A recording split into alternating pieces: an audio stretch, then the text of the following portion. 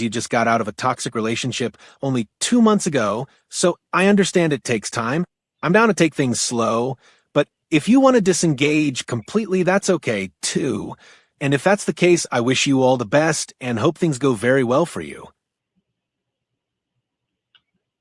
Okay. If that was all you had, I'm thinking there wasn't a problem there. My concern is that she could not come to you herself and just tell you herself that uh, she's not ready for a relationship. She had to defend her position to not be ready for a relationship by using her therapist as a scapegoat for responsibility. Now, for me, that would be a red flag because while society, most of us need a therapist and our therapist needs a therapist, the fact is, um, if you are not mature enough to take responsibility for your own decisions, you're not ready for a relationship. Okay.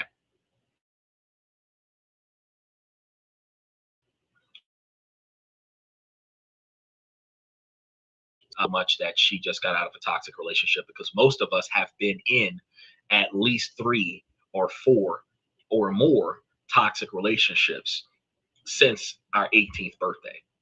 Most of us can either admit to ourselves or to someone else that we've probably had at least 5 serious toxic relationships, whether it was a 6 month long thing, a few years long, between 18 and 40, we can guarantee that we've had quite a few, right? So she just got out of a relationship 2 months ago. That's fine. Technically, she didn't need to talk to you about a therapist for you personally to understand that she shouldn't be ready to move on if she was emotionally invested in the relationship when the relationship ended. Because the only way that a person, male or female, would be capable 2 months after a breakup to move forward with their life and get involved in a new relationship is if they had emotionally detached from the relationship long before the relationship ended, which is a red flag for you as well.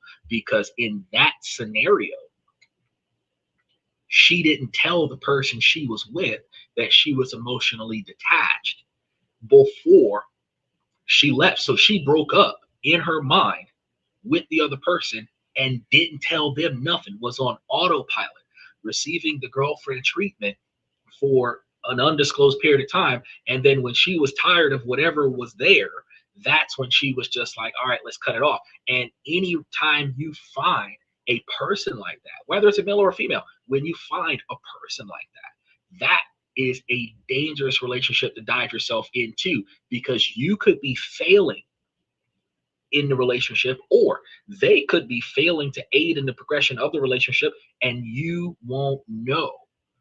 It's just one day either their bags will be packed and they'll be gone, or the other side of that scenario is that they will start up a conflict that will be the excuse for y'all to break up, and both dynamics will devastate you because it'll come out of nowhere. And the problem that most adults have with the need for closure is that sudden change does not give you closure, which is going to cause you to be hooked on your ex because you want to know why.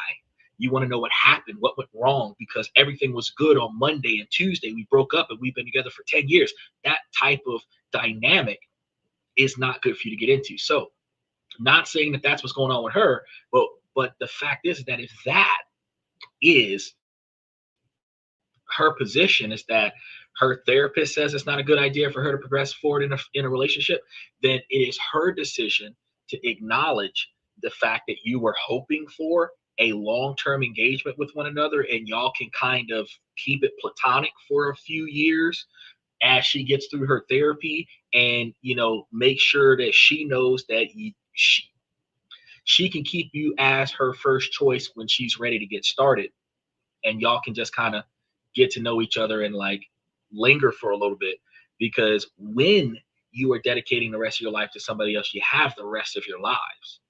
And if you're in your 30s and 40s, most of the people on my channel right now are over the age of 35, because I checked the dynamics. Not one person on the show right now is under 35 right now. So even when a woman comments, I'm like, she's 35.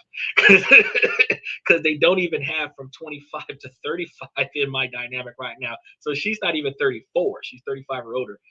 Because I looked at the metadata on my shit. So at the end of the day, yeah, you can definitely let her know, hey, you know, if you're paying attention, then I'll wait for you. But you've got the rest of your lives. And 35, 40 years old, you still got 30, 40 more years, 50 more years. So if it takes you 5 years where you're going to be exclusively in a platonic friendship style relationship where she's not looking into other people as she grows herself, and then after that y'all start engaging the relationship, once she's confident and capable of being in the relationship, she's not putting you in the friend zone and passing you up for another person. She's putting your romantic relationship on hold while she gets her emotional stability together, and then y'all can still be platonic and friends in the meantime. And then once her therapist gives her the green light to move forward, then y'all can progress in a romantic relationship, where 2025, the majority of people should start engaging with female interaction, male female interaction, where y'all start off strictly platonic for the first 2 years, get to know each other first, which that's not possible with our culture. But if we did that, you would know the person before you slept with them. Women's body counts would be far lower. And if you're committing to the person emotionally for a year to 2 years before you commit to the person sexually, then you'll likely have a better relationship because your foundation will be stronger. It wouldn't be based on physical intimacy. Michael says, your expectations not met. I mean, that's typically what happens when people break up, is that whatever their expectations were in a relationship, they didn't get met. But the problem that's going to happen is that not a lot of times does the person that walks off of the relationship say what the problem is before they left. A lot of times, it doesn't matter if it's a man or a woman. It does happen more often with women than men, but it doesn't matter if it's a man or a woman. What matters is that somebody wants more out of the relationship. They're unsatisfied. They're resenting this relationship. And then they're going to take it out on their partner until their partner gets fed up with the resentment behavior and leave. Or the person that's fed up with the relationship because they're not satisfied, they're just going to leave. Nobody knows why the relationship fell apart, because the person who did not start the breakdown of the relationship didn't say anything. And a lot of times they don't really know why they're not happy in a relationship, because your expectations were unrealistic. So when you're looking at a realistic situation, you're like, well, shit, my partner's doing everything that they can do, but I'm still not happy. Why am I not happy? Right? I told a buddy of mine earlier today that when people get into a relationship out of convenience, the biggest problem is that when the convenience is no longer there, the relationship just dissipates. There's no warning. Sometimes there isn't even any conflict. It just ends. And when it does, there's no excuse for it. We just stop. And it hurts more than knowing what the problem was that caused the relationship to stop, because you can't fix something that wasn't broken. So if the relationship just ended because it was no longer convenient for the two of you, and neither one of you could fix that, the fact is that you put yourself into a trauma bond scenario, and when the trauma was no longer there, you had nothing to bond over. And that's going to hurt more, because once the recovery hits, one of you is going to move on, and the other one's going to be sitting there re-traumatized, complex PTSD. He said, there's that communication problem again. Bro, that communication problem happens with every relationship. And the fact is that in our 30s and 40s, we did not learn over the past 25 years how to communicate better with our romantic partner. We learned how to communicate better with police officers. We learned how to communicate better with judges. Some of us learned how to communicate better with our bosses so that we don't get fired and written up and stuff, but we have not learned how to communicate better with our partners, with our romantic partners. It seems like there's a level of vulnerability and insecurity there that is so deep that we cannot appropriately communicate with our partners. And I should probably cover a show about why we mentally cannot factor in how to communicate appropriately with our partners. But it is a thing. So telling her that, I hope for the best, but I was going to take this slow and wait for you, if she doesn't buy into that, let her slide. All right, let's go ahead and check on the next one. I am 34 and I recently married my wife who is 28 and we both live busy lives. We work over 50 hours per week and coordinating our lives has been really difficult and it's making married life really hard. Has anyone else had similar experiences? I'm thinking about bringing up the idea of using this podcast, but I don't know if it's a stupid idea. Wait, I was reading what Michael said. Michael distracted me. I was reading what Michael said, and this guy, what did this guy say? Hold on, let me backtrack for y'all a little bit. I'm sorry, y'all. I want to see what this man was just trying to explain to me just now. Hold on. Recently married my wife who is 28 and we both live busy lives. We work over 50 hours per week and coordinating our lives has been really difficult and it's making married life really hard. Has anyone else had similar experiences? I'm thinking about bringing up the idea of using this podcast, but I don't know if it's a stupid idea. Oh, okay. So, no, using this podcast is a fantastic idea.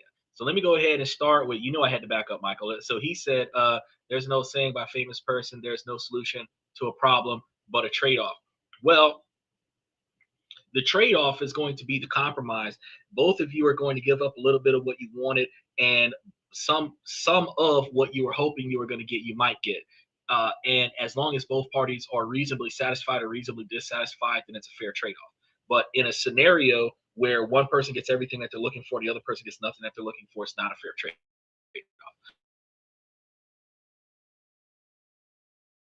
We also have to recognize is if we did not have that communication in the beginning, the problem was one person didn't want to talk and the other person did.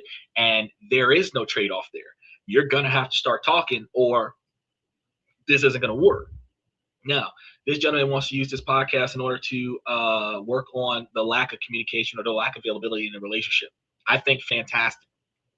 Come to the show 7 nights a week. Y'all can make it a tradition that when y'all get off from work that y'all come and sit and watch the show, because while you watch the show live or you watch a replay of the show, you're able to watch the show, learn something, talk about the information that you got, get the insight from your partner, and then y'all can learn and grow together. So I strongly recommend that. If any event that you guys have comments, y'all can throw them in the comment section. I read the comments and then I get back to y'all. And if y'all have the time to show up to the show one day, especially on a Sunday, and y'all want to come in from 2 different accounts, I could bring y'all on live and we can have a couple session and I can explain to y'all how this dynamic works for y'all's abilities to learn how to communicate with each other and grow with one another. Now, what I understand is that since y'all both work such demanding hours, your availability to one another is strained. The way that you improve that is for you, Michael, group therapy. Hell yeah, we can have group therapy live on this and that where we talk about this, that, and everything in between. But the way that you fix this is that you guys start scheduling time for each other. You know when you're off, you know when she's off, and you know that there's at least once out of the week where y'all are both off at the same time and y'all could have been capable of being at the house together, but instead y'all decided to book something else. Something with a friend, something with a family member, a personal hobby or trade or something to that effect, but your relationship is strained because y'all don't have time for one another. So since a lot of times you can't change your schedule, especially you guys got fixed schedules where you can work when your partner's working, if you can make sure that one of your days off is on the same day that your partner is off, y'all can spend one day together every week. That's a start. Y'all wake up together, have breakfast together, y'all can cook together. So this isn't a situation where ladies are going to be like, oh, misogynistic. No, y'all can get in the kitchen and y'all can cook together. One of y'all can make the eggs, the other one can make the bacon and the toast, and y'all can do some pancakes. Y'all can sit there and have breakfast together. Y'all can go and get some exercise, get you some sun, take the dog out for a walk or whatever, come back. Y'all can have lunch together. Y'all can pre-prep help each other cook. Y'all can take turns, one wash, one dry, put the dishes away. Y'all can really spend the whole day with one another, where you've given each other 12 hours of your week, instead of having the capability of stretching 12 hours across 7 days, where you're only looking at one another for 30 minutes to an hour every day for 7 days. You know what I mean?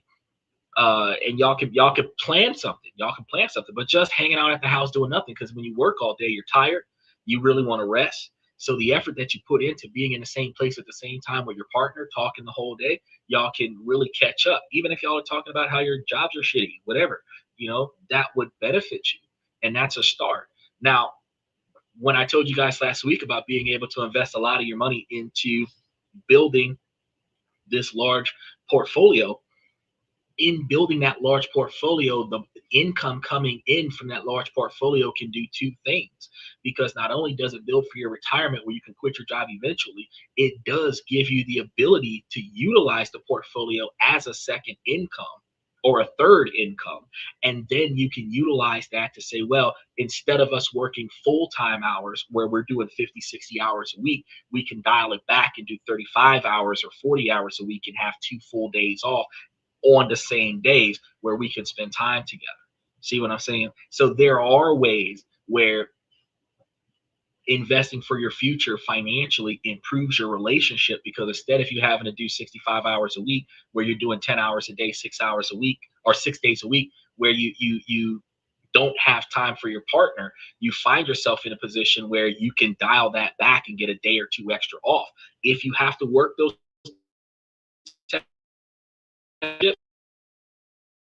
off, and if your partner's working 8-hour shifts, is going to work 5 days a week and have 2 days off, and that means that y'all have at least 1 day together, if not 2 days together, and then the person with the extra day can go and get stuff done.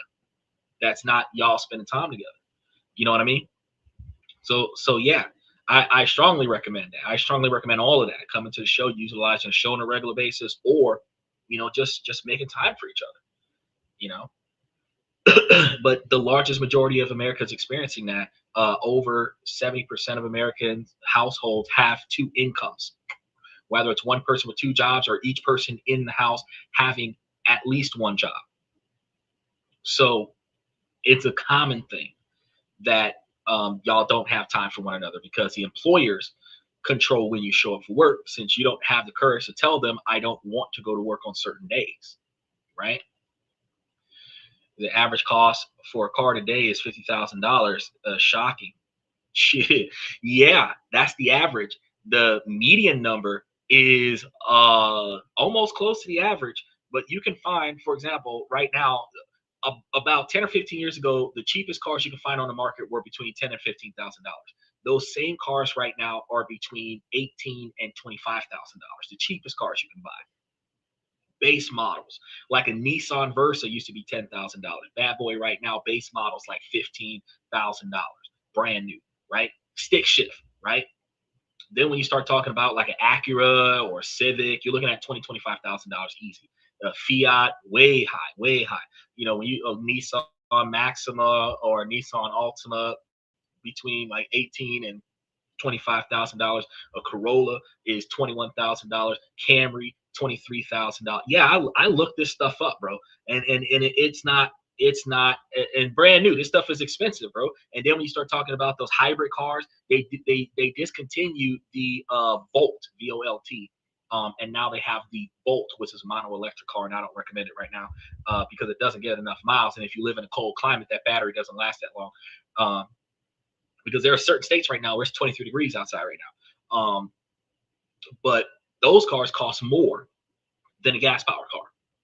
And then they don't give you the EV thing anymore, so you're not getting that $7,500 anymore. So electric cars cost more unnecessarily, $10,000 to $20,000 more than a gas powered car. So now you're paying $30,000, $40,000, $50,000 to get a brand new car, or $150,000, $200,000 to get an electric car. And a used car, a lot of times, some of these used cars that have between 50,000 and 90,000 miles on them are still priced at $40,000. So certified pre-owned vehicle is like $10,000 to $15,000 cheaper than a brand new version. So it's tough. It's tough. And then they're going to put you on like a 7-year contract where you're going to be paying for that for 7 years, where you're paying like $10,000 to $15,000 a year. You've got like $500 or $700 a month payment plus the insurance, where you're paying $300 $300 a month for your car insurance because of the value of your car. You know, by the time the shit's done, bro, like it's not worth it. But this is the reason why people are broke. They're rubbing pennies together. You know, so you would do better buying a 20-year-old car with 150,000 miles on it that look bad and run good than you would be trying to buy a brand new vehicle that runs good and looks good. It just doesn't work out for you. It just doesn't work out. All right, let's go ahead and check on the next one. I just removed a toxic boyfriend and toxic friendship all in 48 hours. And almost at 36 years old, I am so glad I learned how to walk away, because I woke up feeling like myself again this morning. And there is no better feeling than protecting your peace. Truly, I hope you can do the same. Okay. I'm assuming that you got rid of the toxic friend and a toxic boyfriend because they hooked up with each other, because that's typically how that works. Because you don't coincidentally or conveniently have a toxic romantic relationship and a toxic friendship at the same time, unless you started dating your toxic friend. Now, knew that your friend was toxic before you started hooking up with them. So you should not have turned that into a relationship. But in the dynamic where your friend hooked up with your boyfriend, you knew that your friend was going to do that, because at 36 years old, you didn't had this friend for 5, 10, 20 years. And odds are your friend is the kind of friend that has no problem with sleeping with your man, because you and your friend got the same taste in men. Y'all have the same type. So just because you got him before she got him don't mean that she can't clean off what you got dirty. So at the end of the day, you know, you knew that don't bring your man around your friends rule was very important in your friendship group. And you still allowed your man to get extra friendly with your friend. Now, not justifying the man's behavior. All men know that you're not supposed to get too close to the girl's friends.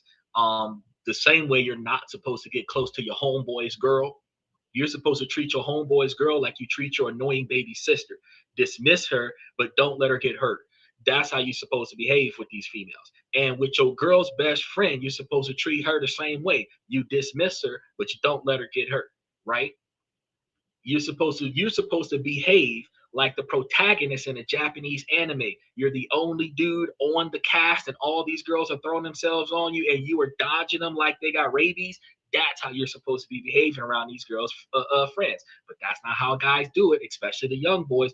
They figure, I wonder if I can hit it. She's just as cute as my girl. And then they're going to test it, and then they'll succeed. And then either your girlfriend will find out because y'all was careless about it, or the girl you slept with will brag about it to your girl because her sole design was to break up your relationship.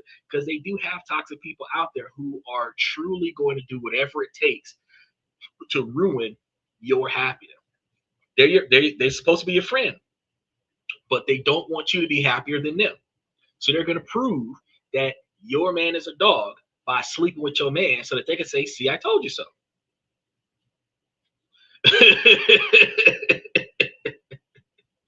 And I'm gonna tell you real talk.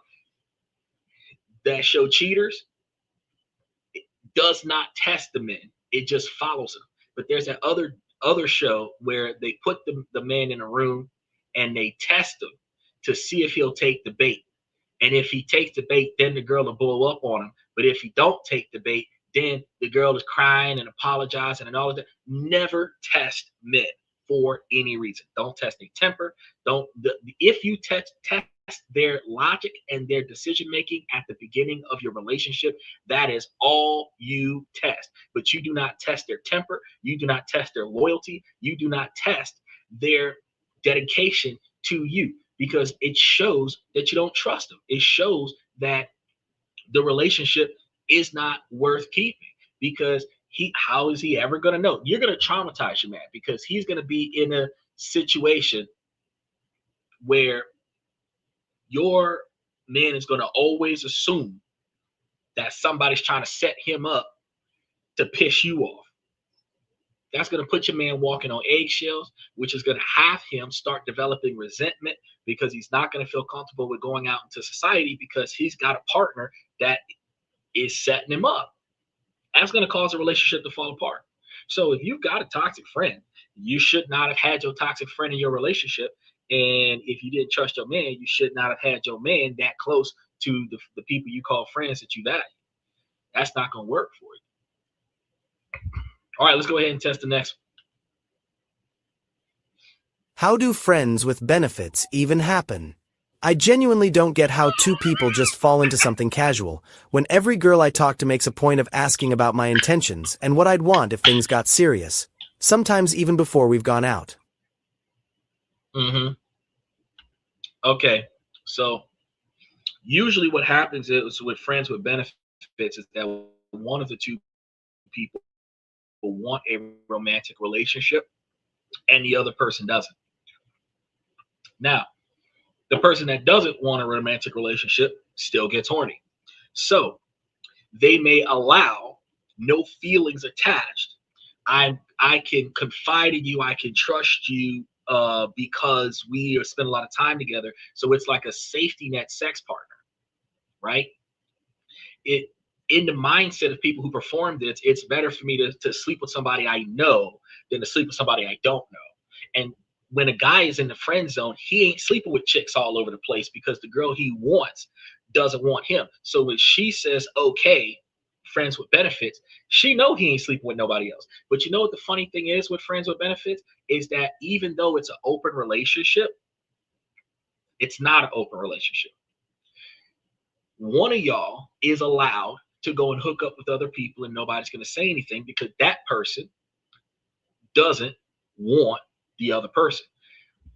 The one that gets up and goes to find somebody new, you're going to find resentment and retaliation coming out of that, because it's not exclusive, but you're not supposed to be hooking up with anybody else. And you'll come to find yourself in a situationship. But see, the problem is friends with benefits, at least with men, there's an emotional attachment there.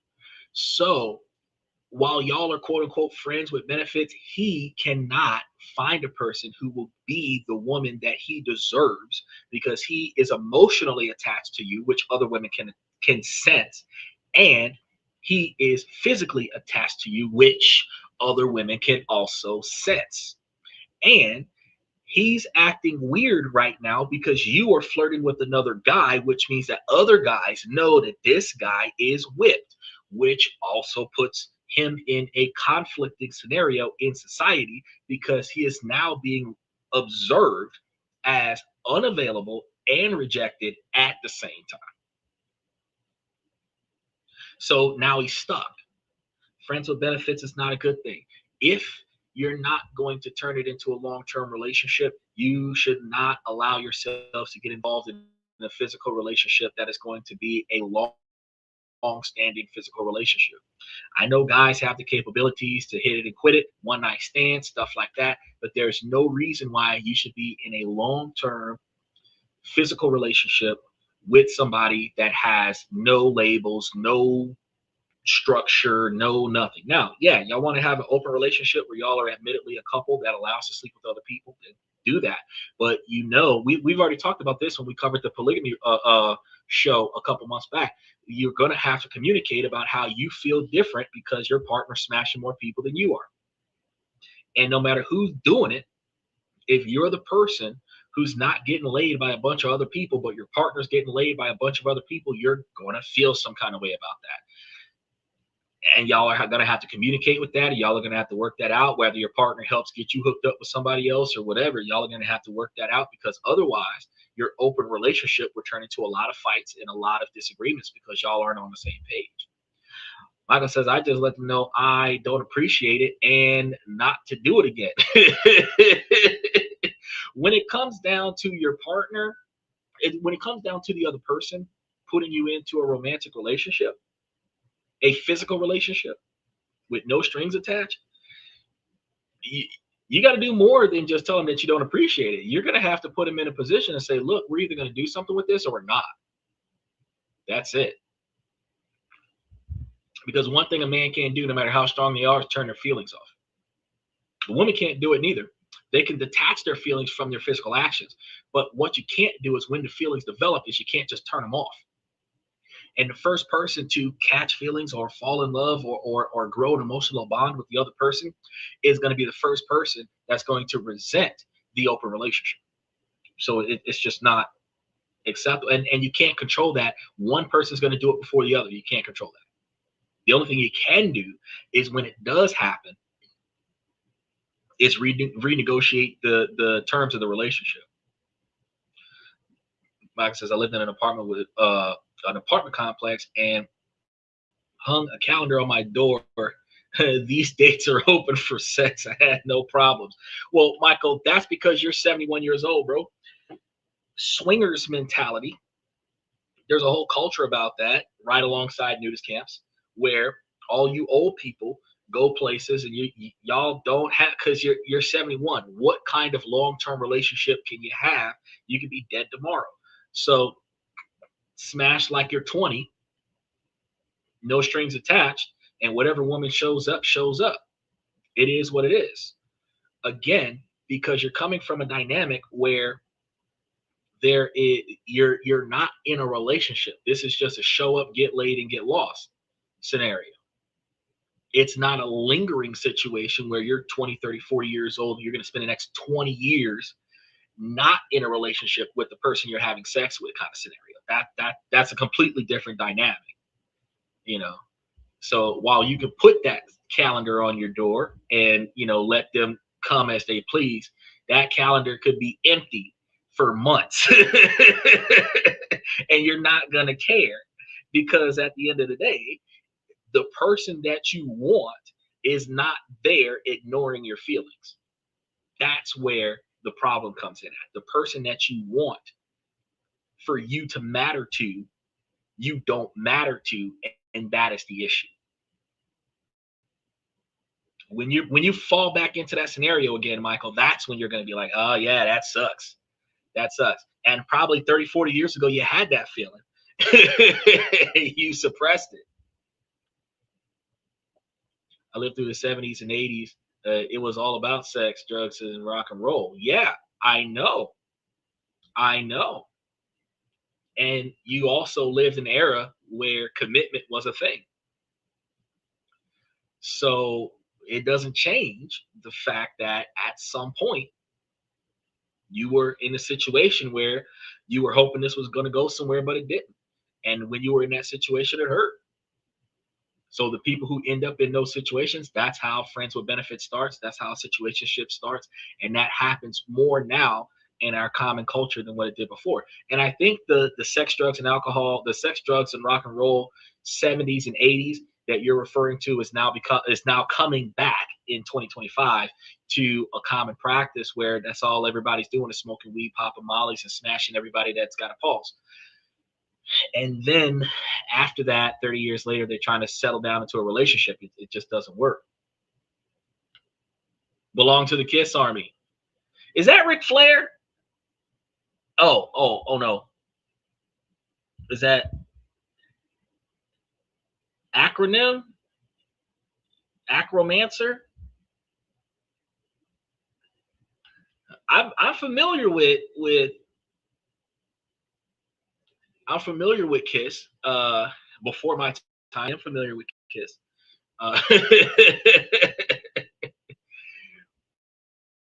But I also understand that at the same time that even you have experienced a scenario where you thought that it was going to go somewhere, but it didn't. So, you know, Yeah. Everything you talk about, been there and done that, and still stepping on my PP. Now, I have a hard time believing that because while I understand that as women get older, they sag a little bit further, that it doesn't apply the same for guys. Is it Aaron knows?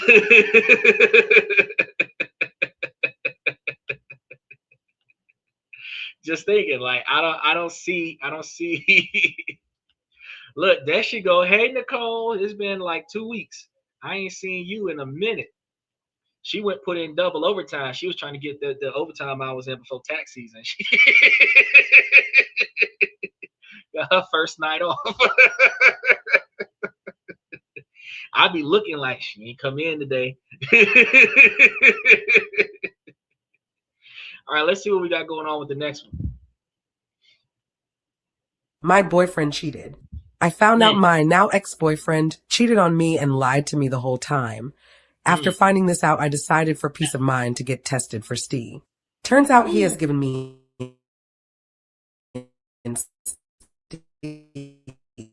I know he has had intimate relations with. I know there are multiple other women too. I want him to be shamed, and I want women to know that he is a danger to them. But if I tell anyone, he will put the blame on me. What do I do? He doesn't have a phone. It got stolen. The way I found out was because I gave him a phone, and when I took it back, he forgot to clear it. So I can't get the clinic to anonymously text his number. Also, in no way do I want to protect this evil man. I'm just worried this will come back on me as he's very manipulative. I am obviously no longer with the man. Okay. Excuse me. So Nicole, today we were doing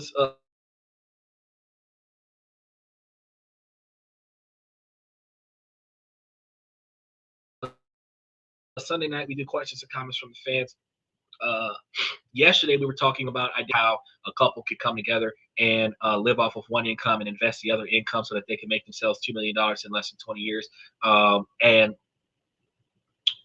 earlier in the week, we talked about how you can do it by yourself with one income. We talked about that on Tuesday. And then I can't remember everything we've covered all this week because we've covered a different topic every night. But tomorrow, Monday, we're going to be talking about how food stamps are about to be negatively impacted. WIC, TANF, child support coverage, not child support, but child care services from the government are about to be, negatively impacted because of what just happened a couple of weeks ago. So we cover a different topic every night of the week, and tonight, Sunday nights, we typically do questions and comments from the fans. Special shout out to Claudia because she was asking about her ex-boyfriend, and when y'all have a random question or a comment, like you can respond to any of the comments that came out, and then we kind of have a little bit of a discussion about what just happened. And with this one, this young lady explains that she got an STD from a boyfriend. Her boyfriend cheated on her. I'm not going to go down the rabbit hole of how both parties participated in a cheating scenario, but I am going to go down a rabbit hole of recognizing that she got the STD from him and she wants to destroy him. And then she calls him evil. I personally believe that that's doing the exact same thing. So I believe that because apparently his phone is broke, he was using her phone. He didn't have to clean it out. He didn't forget. He just did. He did what he did with the phone and he gave it back. If he's got an STD, if you want to tell people that he's got an STD, you can. But if you really wanted to save society, going and telling society that he's got an STD doesn't save society. All it does is ruin his reputation, if his reputation even matters in this scenario.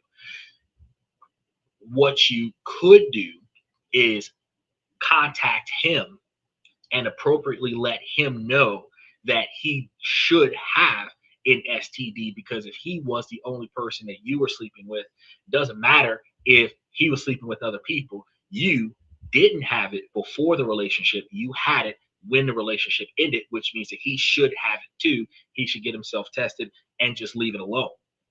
Now, the hold on a second. We've got individuals that jump up here about the list. I just throw those guys out. Snowman, everything vibrates. So here's the thing. If you're hurting behind your ex, the solution is not to destroy your ex.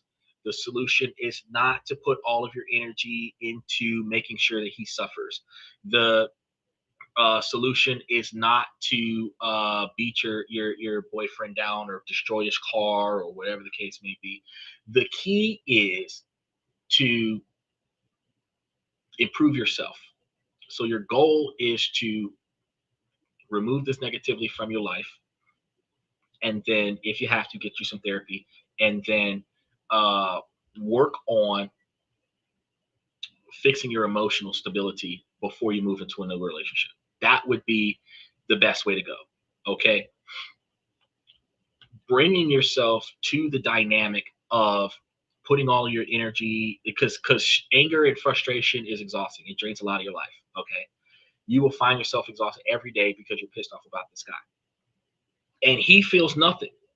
Okay, exactly. Easiest way is to walk out of it.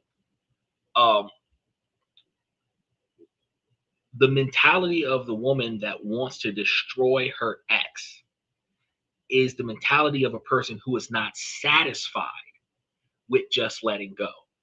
That is the mentality of a person that is determined to do more, to tear you down even further, to make sure that you have absolutely no value and no happiness left for the rest of your future. And that is not healthy. Plain and simple. It's not healthy.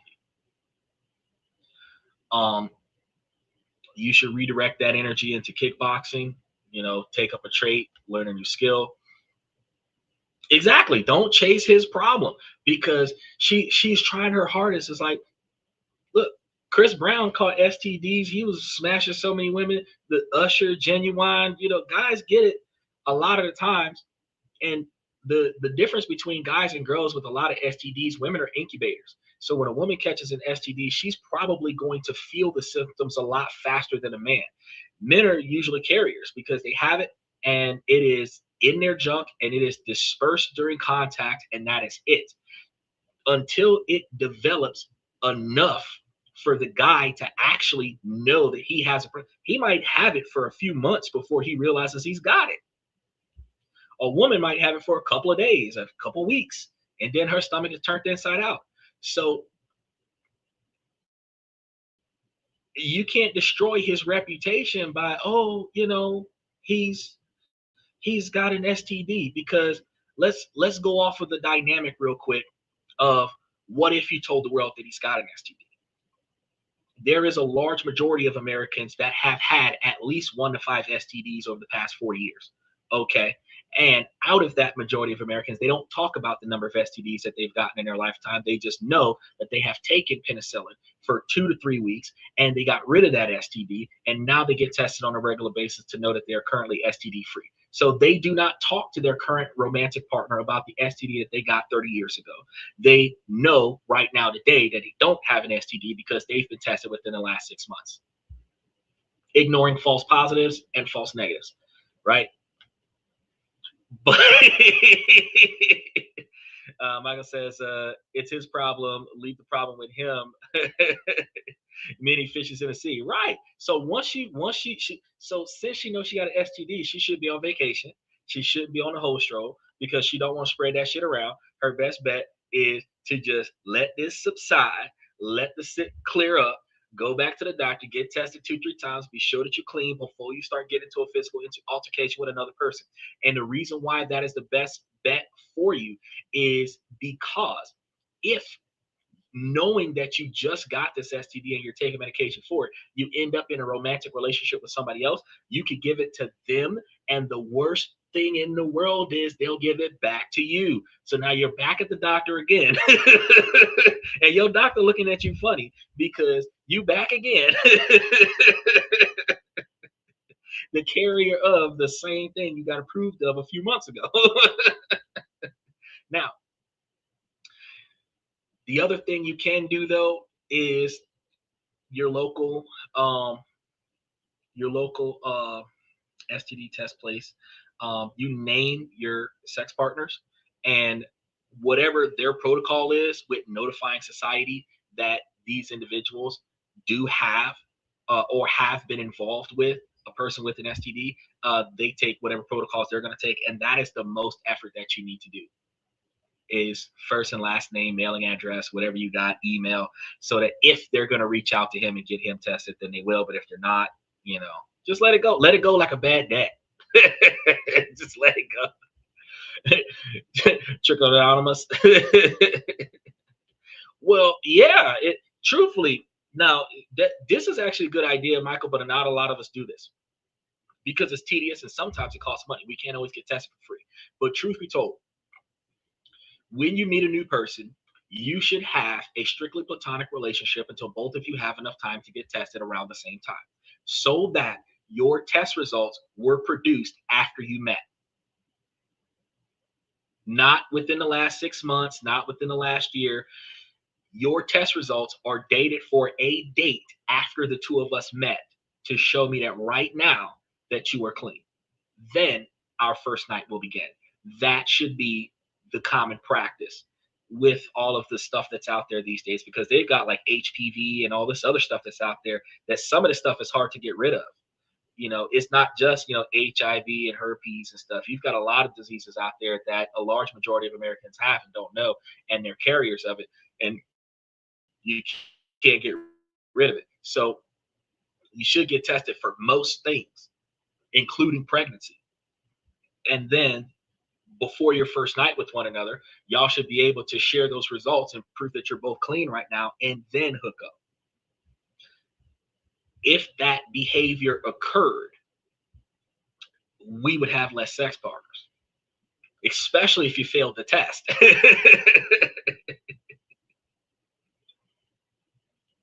Before you can accuse him, get yourself tested. That's right. And then a lot of times it's funny because sometimes somebody will catch it, give it to their partner, get it back from their partner, and because they didn't know that they had it the first time around, they will blame their partner for cheating when their partner caught it from them. Yeah. Doesn't matter if you were cheating. You're going to blame your partner for cheating because you got it from them. There's some deep stuff out here. Exactly. You may have given it to him. Exactly. And when he went to the clinic to see, he gave it back to you. And the other dynamic is that in a romantic relationship, y'all can pass colds back and forth, y'all can pass viruses back and forth, and y'all can pass STDs back and forth. So you got to get tested beforehand, and y'all should get tested periodically throughout the relationship just to make sure. Because some diseases can be transmitted sexually, and some diseases can be transmitted by bodily fluid, and the bodily fluids doesn't have to be internal. Because with the way we be wiping our nose and snot and everything like that, and shaking people's hands and all of this other stuff, there's a lot of stuff that we can. And then with guys that be scratching their junk with their hand and, not very hygienic in a lot of situations, you can find yourself touching the wrong stuff in the wrong place and end up getting the wrong stuff on your body, and then you end up with the virus. And then because y'all not as clean as you should be, you pass it on to your partner. There is always another way to go about getting yourself sick and then getting your partner sick, because you don't take the necessary high-end safety protocols to look after yourself, right? Because you don't take good enough care of yourself. You coming in contact with them could get them sick. Like, for example, a guy can give a girl a UTI simply because he didn't take a shower after he got home from work. He's covered in sweat, dirt, filth, everything like that. It's on his junk. His junk goes in her, and now she's got a UTI. Her stomach hurts like she's got an STD. He's thinking something funny, but he caused it. It's stuff like this that people don't think about, right? It's just stuff, certain things. Holding their junk and then shaking in their hands. You got a lot of guys that do that. I learned a long time ago, it's easier to sit. The seat's always down. And then I can spend more time on my phone.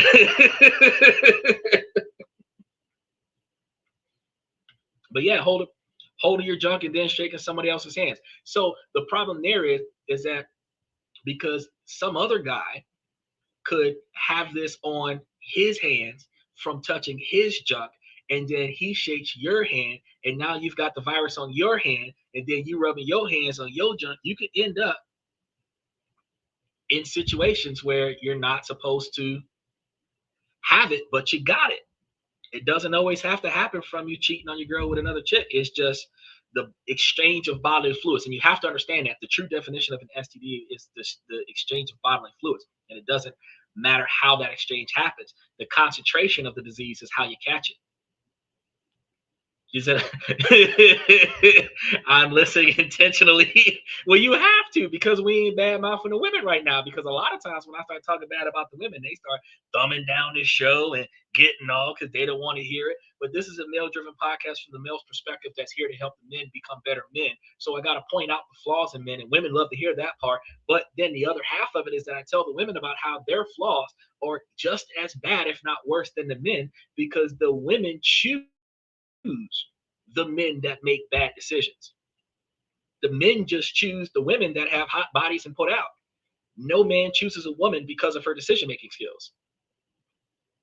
A man chooses a woman because she's hot and she puts out, and if she helps out, that's fantastic. Women are responsible for choosing the good decision maker. So if she's got an ain't shit man, that's because her decision-making skills ain't shit. So my goal here is to help men become better men so that the women have better men to choose from, because most men were raised by women, and women cannot raise a man. A woman can only tell a man how not to fuck his own life up, but she can't tell him how to be a good man to a woman, because women don't know what a good man looks like because they have not been with one. That's why a lot of them are single mothers. If you were a married woman, you would know what a good man looks like because you're married to one. But if you raised your child for 18 years as a single woman, you never encountered a good man that you can recognize. So how can you teach your son how to be something you've never had? You grew up without your dad in your life because your mom was a single woman. You're a single woman, so you've never seen a good man in your life.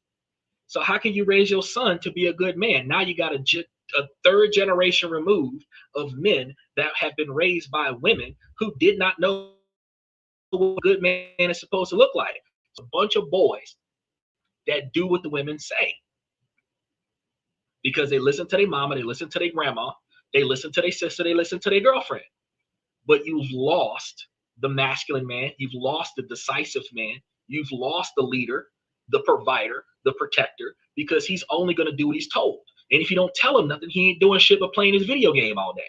35, 40 years old with a brand new Xbox, a brand new PlayStation, and catching the bus. When the PlayStation and the Xbox together cost $3,000 plus the video games, he could have bought himself a car. If his junk is on the ground, leave it alone. Remember to like and subscribe.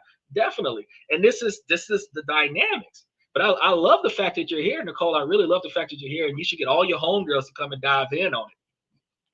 Because we could use a female's perspective on the show a lot of the times, because some of the topics that we cover, I cover both sides of the fence, but it's from a male's perspective. So I can tell women, hey, you could probably benefit better from this if you did it a little bit differently. And I know that because I'm a man, I can tell guys, hey, you can do the same. You can change your decision making and you can improve. But if a woman disagrees with my logic, I would love to hear why. I would love to hear why. Because it makes sense. We talked, but I think I'm still done. Hi everyone, so if you've seen my previous discussion about the letter to my husband, I talked to him. I did not follow the letter at all, but told him about needing to quit drinking and we go to counseling. He agreed to both due to him not wanting me to resent him, which I told him I do for the drinking. Monday will be 2 weeks of not drinking, but everything still feels the same. And if I'm being honest, I feel that after the talk, me talking mainly and him just agreeing, I'm just giving him false hope when I'm already done. I'm not sure if this is a normal feeling or not. And I do have a doctor's appointment to talk about this, but would it be best to talk to him again? Should I give it time? How much time? So many questions due to this being new for me. Okay, so if you done, you done. The bottom line. Now, can you change your mind? Yes.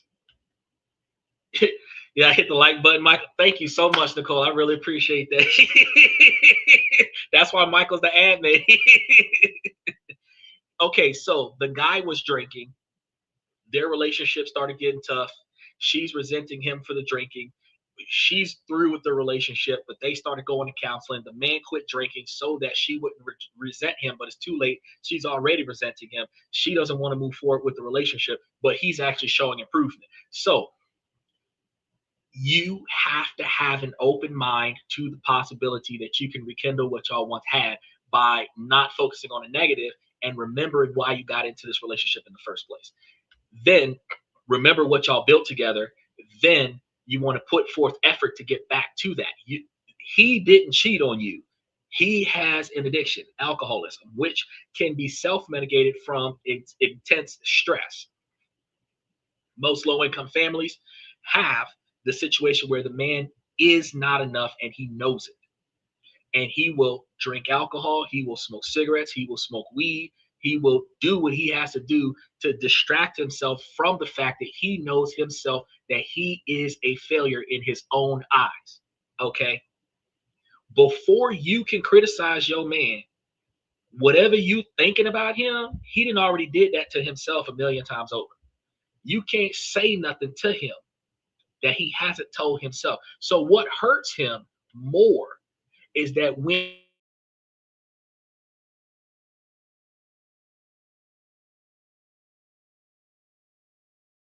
to be his rock, you were supposed to encourage him, and you didn't. You showed him that not only did he give up on himself, but you gave up on him too. Why the fuck is he still fighting? He's Rocky, and Adrian walked out of the ring because she knew you wasn't gonna win. That is not what's supposed to be happening right now. If your man ain't shit, you're supposed to help him be the shit. Okay? Now, when he doesn't want to change, that's when you walk away. But if he is deliberately changing because you said so, you ain't fighting. He is doing what you said do. You shouldn't be mad at that. Even if it's late, he starts trying, you should give him a chance. See how far it goes. And there's certain things, alcoholism, drug addiction, stuff like that, that it's not going to be a quick fix. He's not going to stop drinking a day and never drink again in his life. He might relapse in a couple of months. He might relapse halfway through the year. But the fact is that he stopped for you. You got people who've been smoking weed for 50 years, and they stop smoking weed because you tell them how important it is for them to stay alive longer so that you can spend more time with them. And they will quit smoking weed because you want them to live longer. Okay? But if you give up on them and say, well, fuck it, I'm already done. You're quitting before they have a chance to show you better. And this is one of the things that hurts in relationships, because a lot of the times, she says, sounds about right, a lot of the times we ask two different kinds of questions. Should I quit, or should I give him another chance? And then the other question that we ask is, how do I make this right? The room for redemption comes from forgiveness. Now, everybody who claims to be a God-fearing person from the New Testament, when you fuck up, you apologize, you repent, and the repentance is the determination and guarantee that you will not continue to deliberately make the same mistakes over and over again. Now, in that repentance is redemption, and the redemption comes from the effort that you put into earning back the respect that you lost from making the mistake in the first place. But that means that just like Solomon, who lost the faith of his congregation, and then he turned over a new leaf, it doesn't matter how many months or how many years that he put into regaining the confidence of his people. They gave him a chance to do better. And when women get with a man It doesn't matter if he cheats. It doesn't matter if he does something that she doesn't like doing. It doesn't matter if he gambles, whatever. If there is room for redemption, there has to be room for forgiveness. There has to be room for atonement. And if there's no room for atonement, then why are you forcing him to change? You recognize that he's not what you want, just leave. But if you're going to give him a choice to do better, then you got to see that through. Because that was your decision, that if you don't change, I will leave. Now you're putting yourself under a condition that because he's changing, I can't go. I can't go. Because the agreement is that if you change, I'm not going to go. So where are your feelings going to be in this situation? You need to go to therapy and get that load of resentment off of your chest, the hatred, the depression, the sadness. You got to get that off of your chest. And then you have to start putting in effort on your side of the relationship to rekindle what y'all have lost. It doesn't matter if it wasn't your fault that the relationship is what it is. It's going to be your fault that it ends because he's trying to do better and you're not. It takes two people to come together. It does take two people to fuck it up. And it will take two people to fix it again. It's not just his fault that he's out there drinking in a relationship with you. He did it. He's responsible for it. He might have 70% liability in it, but you've got 30% liability in it too. And some people are going to say, well, how? How do I have liability in his choices? Well, first and foremost, if he was drinking when you met him, you got him that way. And after so many months, so many years of y'all being together, you decided to change him. If you didn't want a man to drink as much as he drank, you shouldn't have started dating him. If he wasn't drinking like this when you first met him, something changed in him that made him start drinking. And you did nothing about it. You didn't try to figure it out. You didn't try to help him. You didn't try to go in on that. You let it get to the point where you couldn't tolerate the quantity anymore. Then you complained about it. And then after you complained about it, then he changed because he finally realized that he was fucking up his life with his choice to mitigate the pain. So now he's trying to do something different. That is the 30% of liability where the wife could have done better. Michael says, my wife is driving me crazy. She at the bars all night. Why is she doing that? She's looking for me.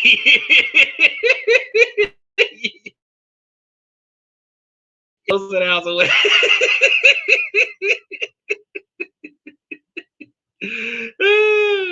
Yeah. I'm not going to a bar. First of all, that's a waste of money, Michael. Why the fuck am I going to the bar? I should have an open bar at my house and my wife is making my drinks. She should be able to tell me when I'm cut off. I shouldn't have to spend $10 a glass at the bar to get drinks. Well, my wife should be able to do it at $50 a bottle.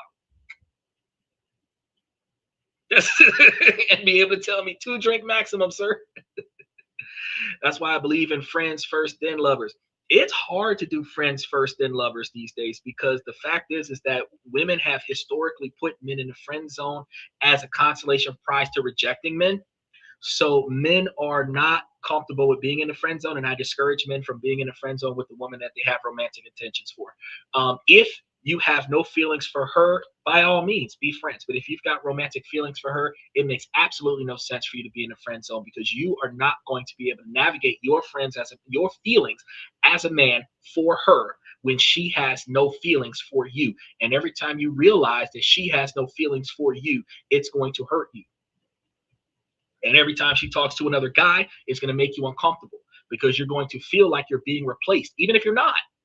Even if she's just having a casual conversation, just trying to get directions on how to get through the mall, you're going to feel like she is more capable of communicating with him than she is communicating.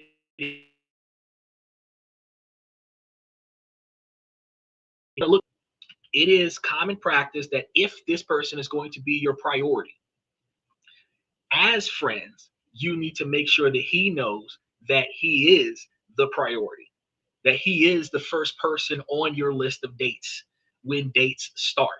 I'm not ready for a relationship right now. We can just be friends. But if we stay friends, you will be the first person I go on a date with. You won't see me dating another man while you and I are hanging out with one another. I'm just not ready for a relationship at this time, or I'm not comfortable with a fast or expedited commitment at this point. You're being clear that I want to get to know you. I want to take the time that it takes to be completely sure about what we're going to do, because my intentions are long-term commitment. My intentions are permanent. I am looking for the last one, not the next one. And if these are the type of clarifications that you're making, oh yeah, the guy could have feelings for you, and since he knows that he is the first one in line for the next boyfriend, he'll wait that friend zone. He'll give you all the time that you need, but in return,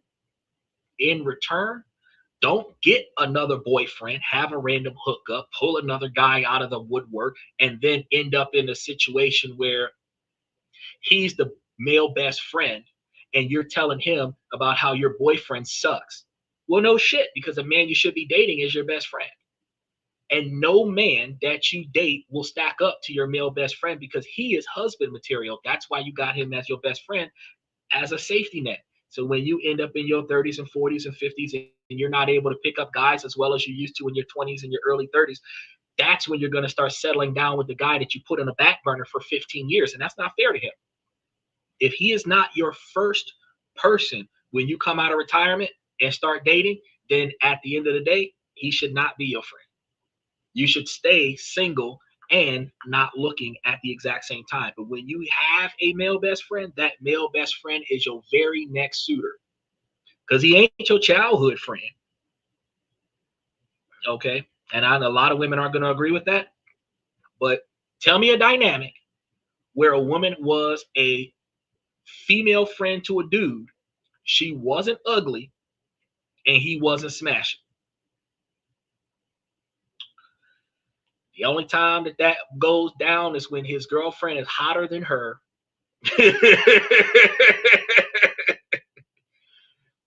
Michael says, question for Nicole. On the first date, who pays? That's funny. That's a good question. That comes down to those questions where you ask the women, what do they bring to the table? But I done already told them what they should be bringing to the table. They're just not doing that yet. She says, traditionally the guys pay, but this is new times, and I feel we should pay for our own food. That way nobody feels obligated. Majority of women are willing to go 50%, but they're not willing to go 100%. And I have an objection to that, because the women are the ones that need to be investing in the man more than the man is investing in the woman. And the women are going to disagree with this, but let me explain to you why. The man is going to get your effort. He is not going to get your house, your car. He's not going to get your salary. He's not going to be on your life insurance. He's not going to get your health insurance or anything to that effect. He is going to get your effort and maybe some sex. You are going to get everything he's built for the last 30, 40, 50 years. You're in your 30s, 40s right now. You date a guy in your age group. He spent the last 40 years to be where he is right now, through failures and everything. And then he's going to give you everything he can. And if you're not satisfied, you're going to divorce him and take half of whatever's left, which is honestly taking 2/3 of what he spent his whole life building. Ultimately, a man is like a stock option. And just like a stock option, you don't get nothing out of it if you don't invest anything into it. The women should pay for every date that they go on with a man until they choose that man, until that man commits to that woman. And when they commit to each other, then the roles reverse, because you're investing in this man to show him what you bring to the table, what value you have. Traditionally, women spend all of their money on their looks, and they show up to the date with a positive attitude, and the man entertains the woman. Then second, third, fourth date, all of this stuff happens continuously until such time as the woman starts sleeping with the man. Then every few dates, the woman is sleeping with the man. Then frequently, they don't even have to go on dates. The woman is sleeping with the man. And then they move in, they combine their incomes together and improve their standard of living. And now they're still living at 90% of their combined income, and the woman is sleeping with the man. But they're roommates, because you're going half on the rent, half on the light bill, half on this, half on that. But y'all could have lived on one income It doesn't matter who's got the higher income, because she could have a $60,000 a year job, he could have a $45,000 a year job, or vice versa.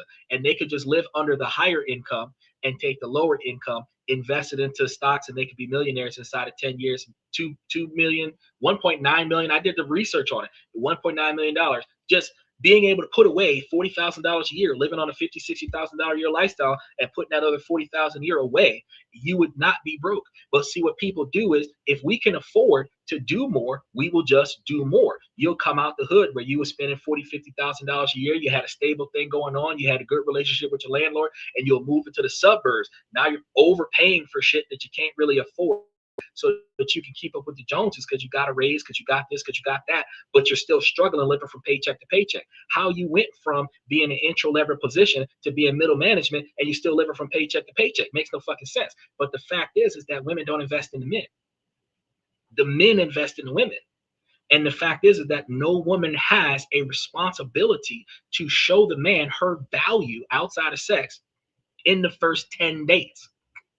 But see, women are supposed to be looking for the man who has the responsible decision-making skills.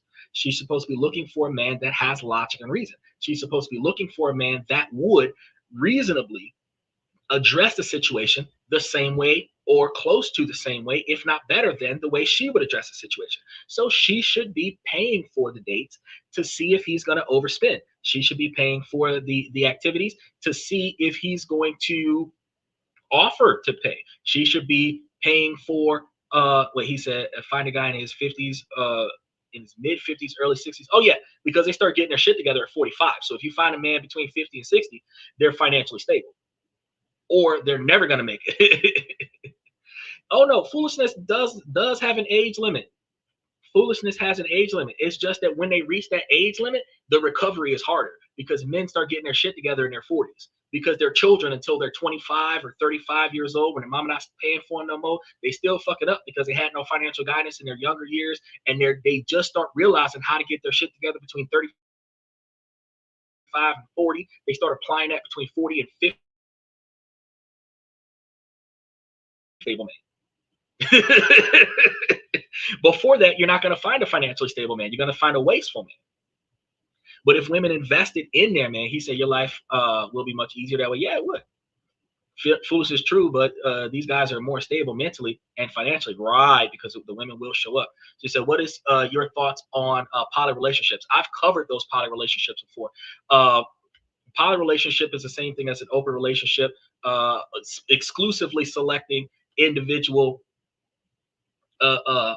extra partners into the relationship. And poly relationships are doable if there's a lot of communication. The problem with the poly relationship is that two people are going to formulate a bond stronger than the third person, and the third person is going to feel left out. And y'all are going to have to talk about time. Y'all are going to have to talk about interactions. Poly relationships in Western culture is equivalent to the multiple wives in Dubai or the multiple wives in Africa. The fact is that it doesn't matter whether or not it's a woman with like 8 guys, if the guys are okay with that, or if it's a guy with 8 girls. The fact is that all of the people have to get together and agree to work together. In a poly relationship with just 3 people, like Michael's talking about 3 people, that the poly relationship where there's just 3 people and y'all are pooling y'all incomes together, if the 3 of y'all are able to live off of 60% of your income, where the 60% of the combined income, where each one of y'all is making $50,000 a year, that's $150,000. And if y'all are able to live off of 75,000 of that, there's a side relationship. Financially, it's more doable. Emotionally, it's a struggle, and it's going to require a lot of communication. It's going to require a lot more transparency, and it's the type of transparency that women don't always provide in a monogamous relationship, that is non-judgmental, non-resentment, non-retaliatory transparency, where a man can tell you anything about anything, and all you're going to do, if anything, is help him to his comfort level, fix whatever his concerns are, not complain about it, not bitch at him, not devalue him, not shame him, not mock him, accept it and help him work through it, where he is happy, not where you are happy. And in these polygamous relationships, it is going to be hard to do, but it is something that can be done. And it is becoming more and more popular in the 2025 era. She asks, is Michael's in a relationship? Michael's got an open relationship. He got a calendar on his door where women just put the date that they're going to come back over and he's going to smash. Michael, Michael got no chill. Michael's got no chill. He's ready. He ready. 71 years old. He ready. He's ready. He is looking forward to dying with a smile on his face. He is ready. 2 blue pills and a aneurysm. He is ready. So she's saying, so that's a poly relationship. A poly relationship is going to be more than 2. 3 is kind of okay for a poly, but it's more than 2. That's a poly relationship. It's not lawfully supported. Only 2 people can get married out of the 3. And the third person is just extra. The poly thing is not going to work with international travel, so you can't go over and get 2 partners from a different country and fly them both over under a marriage visa or something like that. So there's a lot of struggle with the poly thing. But if inside of your city, inside of your state, you have a poly relationship, or if you go to another country and you establish a poly relationship and you stay in that country with that poly relationship, then you can establish a poly relationship, and it is financially doable if everybody cooperates with one another. But I strongly encourage women to get into poly relationships with men, specifically because y'all don't like men. Like there's no chill. Look, take it like this. Look. So there is at least 1 to 2 weeks out the month that you don't want to be dealing with a man. Week number 1 is when you're on your cycle, and usually week number 2 is right before it happens, when you start feeling bad, stomach cramp and everything like that. Your face starts breaking out with acne and stuff. You got to wear more makeup, stuff like that. During them 2 weeks, you don't really want to deal with a man. Honest to God, if you tagged in another female, she could do for him what you don't feel like doing. So as long as y'all cycle don't sync, you got him on the first 2 weeks of the month, she got him on the last 2 weeks of the month. Your cycle hit when you don't feel like being bothered. Her cycle hit when she feel like not being bothered with him. And the man is always satisfied. Y'all are always satisfied. Y'all can share the responsibility that he's not taking care of. He can put in extra effort to make sure that y'all got what y'all need. And if the 3 of y'all are working together as a team, then y'all will be fine. But you'd have to have schedules, because, like, for example, if one person likes to sleep on their left on a regular basis and you end up cuddling with one person all the time, the other person that never gets cuddled is going to feel neglected. So you might have to rotate out sleeping arrangements. There's a lot of stuff that's involved with that. There's a lot of stuff involved with that. But if you're able to work it out, then it is able to be worked out. Well, hold on. Let me see. Michael said, I just tell them what I want and it's much easier. Well, if they listen, it's easier.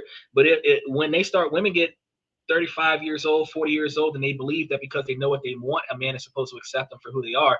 And the problem is that when women have been mistreated in relationships by men, they develop this resentful shield of refusing to give a shit about what a man needs and what a man wants. So while she knows what she wants and she knows what she needs, she does not know what he wants, and she does not know what he needs, and she doesn't care.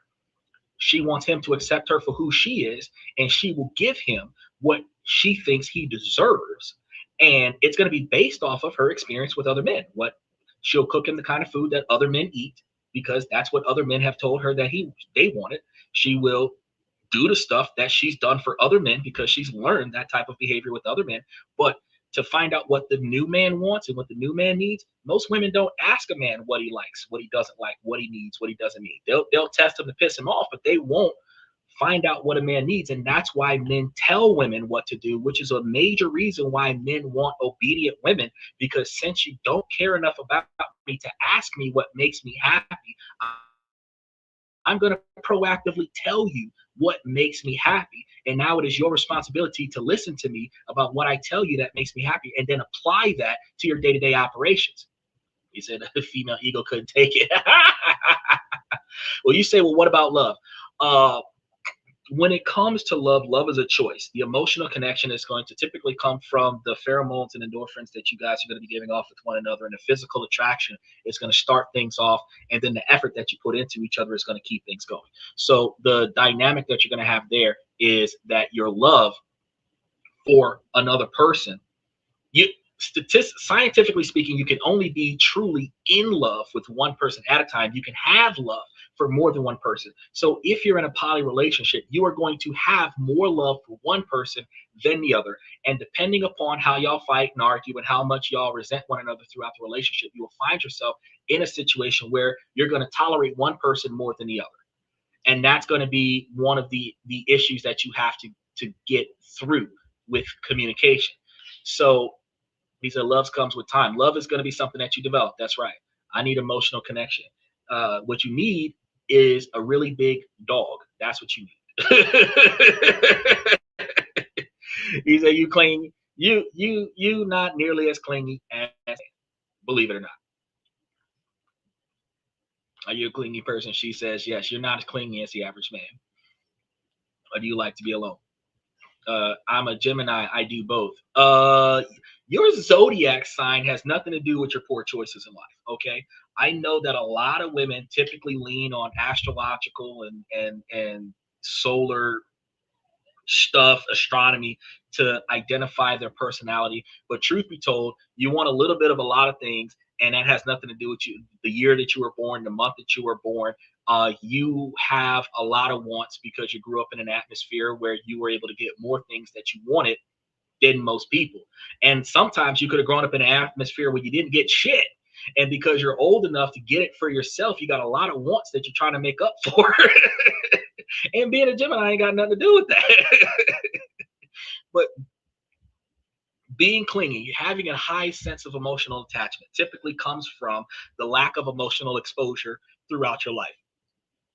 Because you're socially distant, you stay to yourself. You don't really get out and hang out with people because they're full of that drama. You don't want that drama in your life. You work too much. You typically work too much to mask the fact that you don't have emotional connection with a lot of people. This could come from you watching chaos from the sidelines and you don't want to get involved. It doesn't necessarily have to stem from trauma in your past life, but the fact that you do not have a healthy level of emotional connections, you find yourself emotionally attached to somebody in a very strong position. And when that happens, it's good at first because women don't typically cling to men. Okay. But then it gets annoying because men have to vent the suppressed emotions and they can't vent it with you because then their masculinity starts getting challenged. Not by you specifically, Nicole, but like by women. Men were taught not to be vulnerable with women because women will lose respect for the men if the man is too sensitive too often. So when he starts getting angry and frustrated at the world and he comes back to the house, your clinginess is going to be challenged by his requirement to decant before he engages you. And each time he pushes you away when he comes in because he doesn't want you to see him pissed off at society and you blame yourself. You're going to blame yourself because he's pushing you away. And it's not your fault that he's mad. It's just that he needs a couple of hours when he gets home from work to get the pressure from work off of his chest before he comes in and gives you the love and affection that you deserve. And I know some people are going to say, well, why don't he give me the love and affection first and then, go on and do what he got to do? Because at the end of the day, you end up in a position where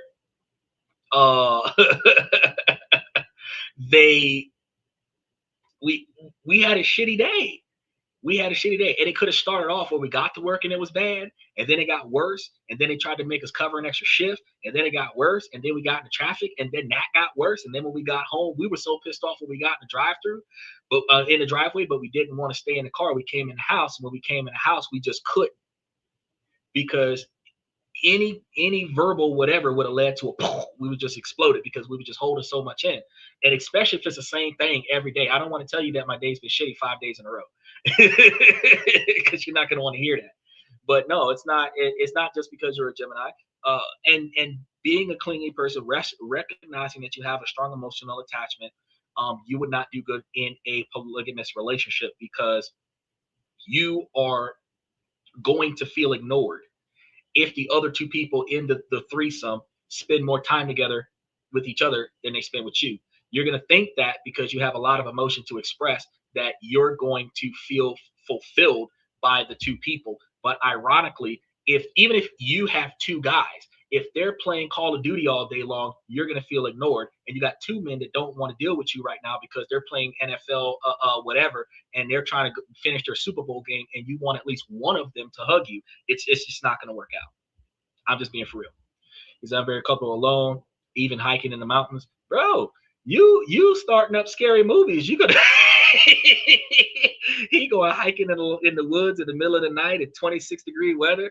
He start. Michael gonna be found.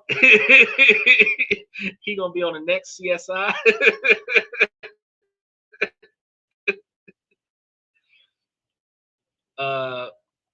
He said, or you like to make people happy all the time. A people pleaser is typically the product of emotional and psychological abuse.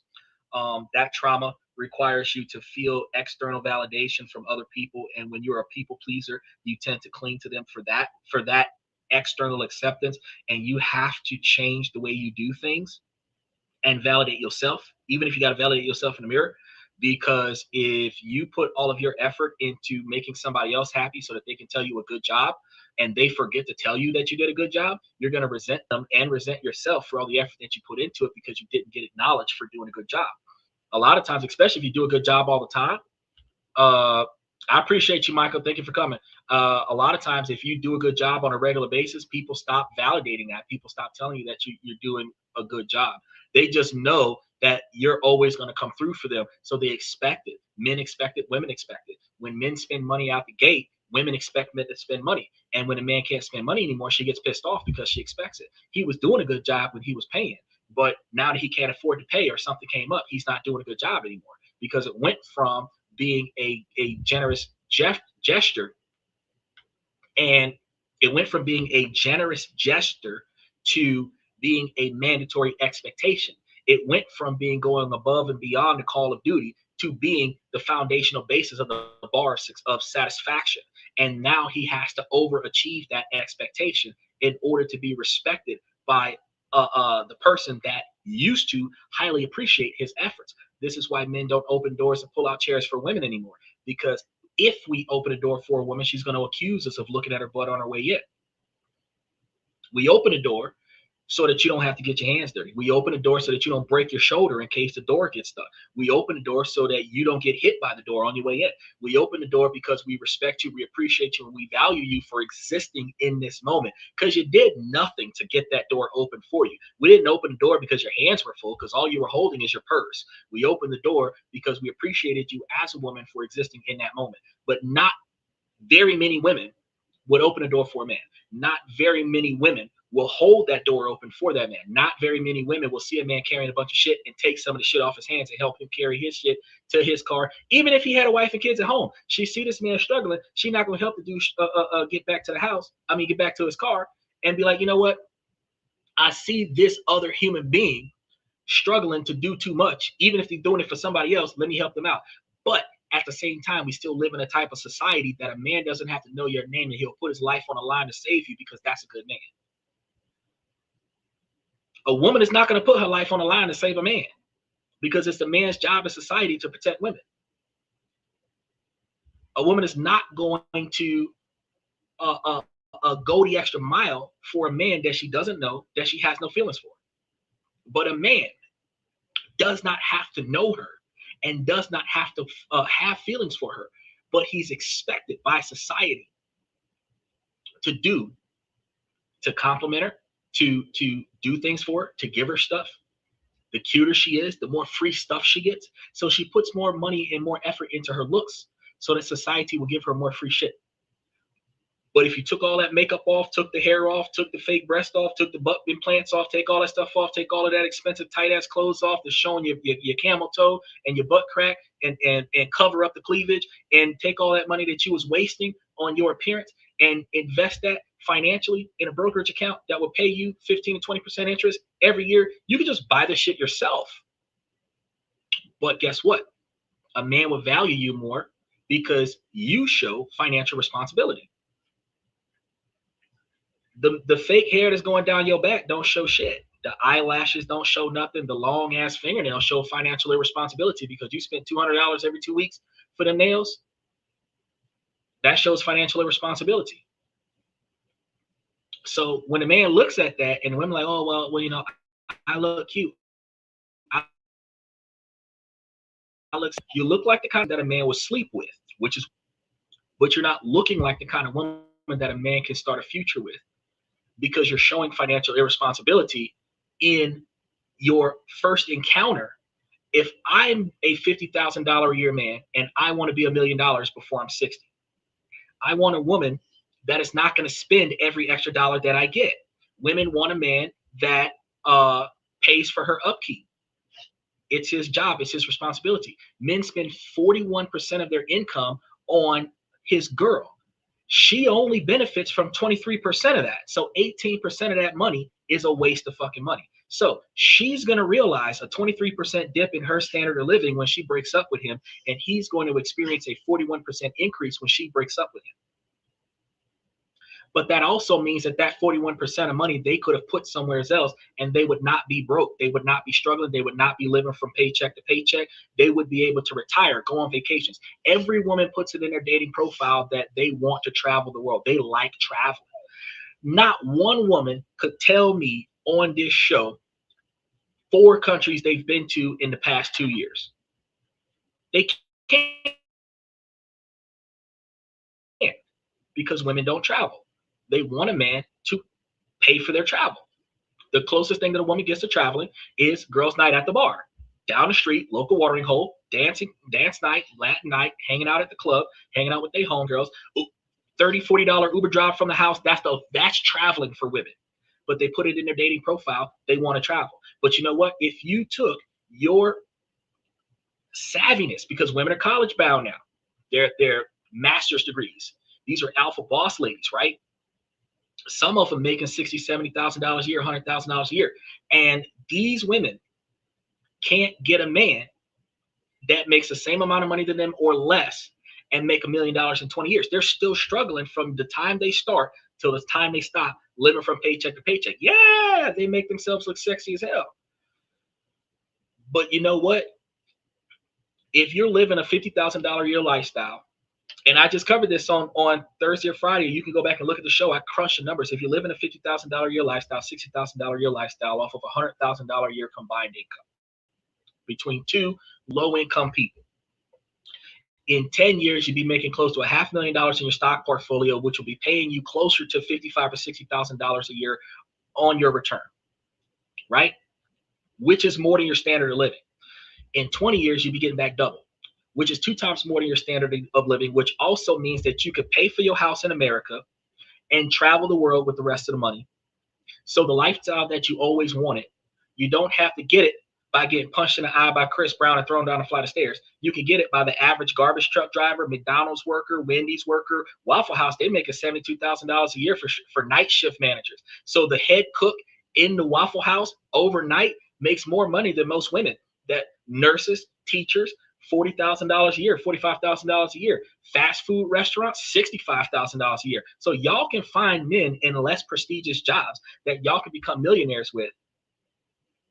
He don't have to be a Wall Street journal. You know that attorneys are making like $50,000, $60,000 a year. A lot of them are court-appointed attorneys because they can't find enough clients. So they're getting $750 a year per client, which is why they have 80 or 90 clients. That they don't have enough time to talk to their family because they got to work. You think, oh, well, doctor, lawyer, nurse, right? But doctor, lawyer, nurse, well, mostly doctors and surgeons and stuff, $250,000 a year, but $75,000 a year for malpractice insurance. So really, they're not balling out of control like you think they are. And if they've got an expensive car, that's where most of their money is going. And if they got an expensive car and an expensive house, that's where all of their money is going. So you're not necessarily getting a $100,000 a year man that's got $100,000 to spend on you. You're getting a $100,000 a year man that's got $5,000 to spend on you because their standard of living is 95% of their income. But you can find a $40,000 a year man or a $50,000 a year man because there's more of them. $100,000 or more is part of the 27th percentile of men that you don't find because they're the kind of men that can afford to never go through a fast food drive-thru. But 77% of men don't make $100,000 a year, and those are the men that y'all walk right on by, and y'all can become millionaires with these men. but they have to have financial sense. They have to have logic and reason. They have to have good rationale. So instead of this guy offering to take you for steak and lobster, he should be telling you a cup of coffee at a Starbucks and a fucking biscuit at best. Because if he's spending more than $20 on you and he don't know your last name, he's financially irresponsible. If he's spending $500 on you in one night to impress you, he's financially irresponsible. And then think about it like this, because people don't change overnight. So if he's willing to spend $300 a night for first dates for 52 weeks out of the year, how much money is he wasting on dating? Financially irresponsible. So are you really looking for that guy that's going to take you out, steak and lobster, dinner and a movie, yacht parties, riding in his Lambo, riding his G5? Or are you looking for the guy with the Honda Civic that's going to go and cook dinner and to make you feel comfortable? Instead of him bringing you to his house, he's going to cook dinner at the house, package it all up, meet you at the park, and y'all have a dinner at sunset. He can make you a Italian pasta, bring it to you, garlic bread and everything, and y'all can sit in a local park for free, and that might have cost him $40. And y'all can have Olive Garden that he made himself, and y'all can have that at the park, in the grass, at sunset. That's a fiscally responsible man. That's also a romantic environment. And if y'all stay there till the moon come out off the water, look now, this is goddamn Beauty and the Beast right here. This type of dynamic. This man would have, if he would have bought a bottle of champagne, he would have spent $95 for 5 plates of food with leftovers and 3 drinks between the two of y'all. And y'all would have spent the whole afternoon till the park closed. Look, and you have something to eat for tomorrow. That's what I'm talking about. And at the end of the day, he would have spent less money on that and put more effort into it. And y'all could have spent that time getting to know one another instead of y'all watching the movie, not talking about shit, dancing at the club. Y'all can't hear each other because the music too loud. He can figure out what your last name is and shit. And y'all could build on that. Y'all don't look for them men. Those are the men that are in the friend zone. Those are the men that y'all call and cry on the shoulder in the middle of the night because the other guy that spent all that money on you, bought you all them jewelry, bought you a bouquet of roses, slept with you and your friend and your sister and your mama. And now you're calling your male best friend who would have treated you better than that, and y'all put him in the friend zone.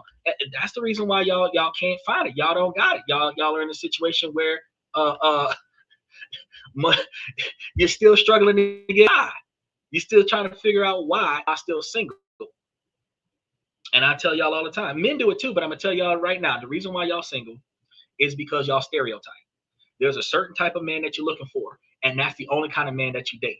But the problem is that you don't look back at all the men that you've dated. If every man that you dated that relationship ended badly was your type, you have a toxic type, which means that you need to start dating men that are not your type. You have to date a man you're not attracted to. You have to date a man that you're uncomfortably bored with. That isn't exciting, that isn't adventurous. You need to, if you've dated men that has a fast-paced life, you need to find a man with a slow-paced life, because what you need is change. What you need is different. But if you look at a dude, that's not my type because he wears a suit. That's not my type because he don't look like a thug. But the thug is going to take your car and commit a crime and bring your car back. Now the police is following you all over the place looking for him. That's the thug that y'all get with first.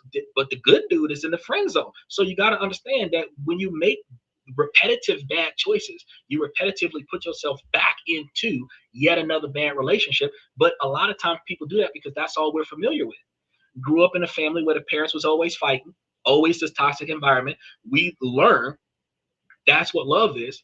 So as adults, that's what we look for. We look for that Ike and Tina. We look for that Ja Rule and CC or Sierra. We look for that. We look for conflict. You know what I mean? We look for the Will Smith Jada Pinkett fights. You know what I mean? Because we don't know no better. But if we say, well, look, I'm going to find something I'm not used to, and I'm going to work at that, guarantee you're going to find a lot better outcome. You're going to find a lot better outcome. Not a lot of people know about this stuff. And actually, I think over the next couple of weeks, one of the Fridays, we're going to be talking about how you can go on a date like a boss and enjoy your night with the person that you're dating and not be spending $200-300 a night. But think about this real quick though. Some of the simplest shit that we used to do back in the day when we was kids, like roller skating, is like $75. You know, bowling, $150. If you go to a movie theater these days, the typical traditional date is dinner and the movies. But if you go to the movie theater these days, like the Cobb Theater out there in Western Chapel, it's like $150 for a movie. Why? Because you're going to pay for the 3D movie on the balcony with the big comfy chairs. That's almost $30 a seat. Then you're going to order the food. That's going to be almost $50-60 a plate. Then you're going to order some drinks. It's almost $15 a glass. You're going to have 4 glasses between the two of y'all. And y'all just spend $150-200 at the movie theater. At the movie theater. Yeah, $75 for roller skating. You're going to say, what the hell? Okay, check this out. And then look at bowling. Bowling, same thing. You say $75, what the hell? All right. Y'all paying almost $25 per person for shoes. Because y'all buying the adult shoes, y'all not buying kid shoes. You're gonna then food, $20 for the whatever combo meal you get, plus the drinks. You already at $75. You already at $75.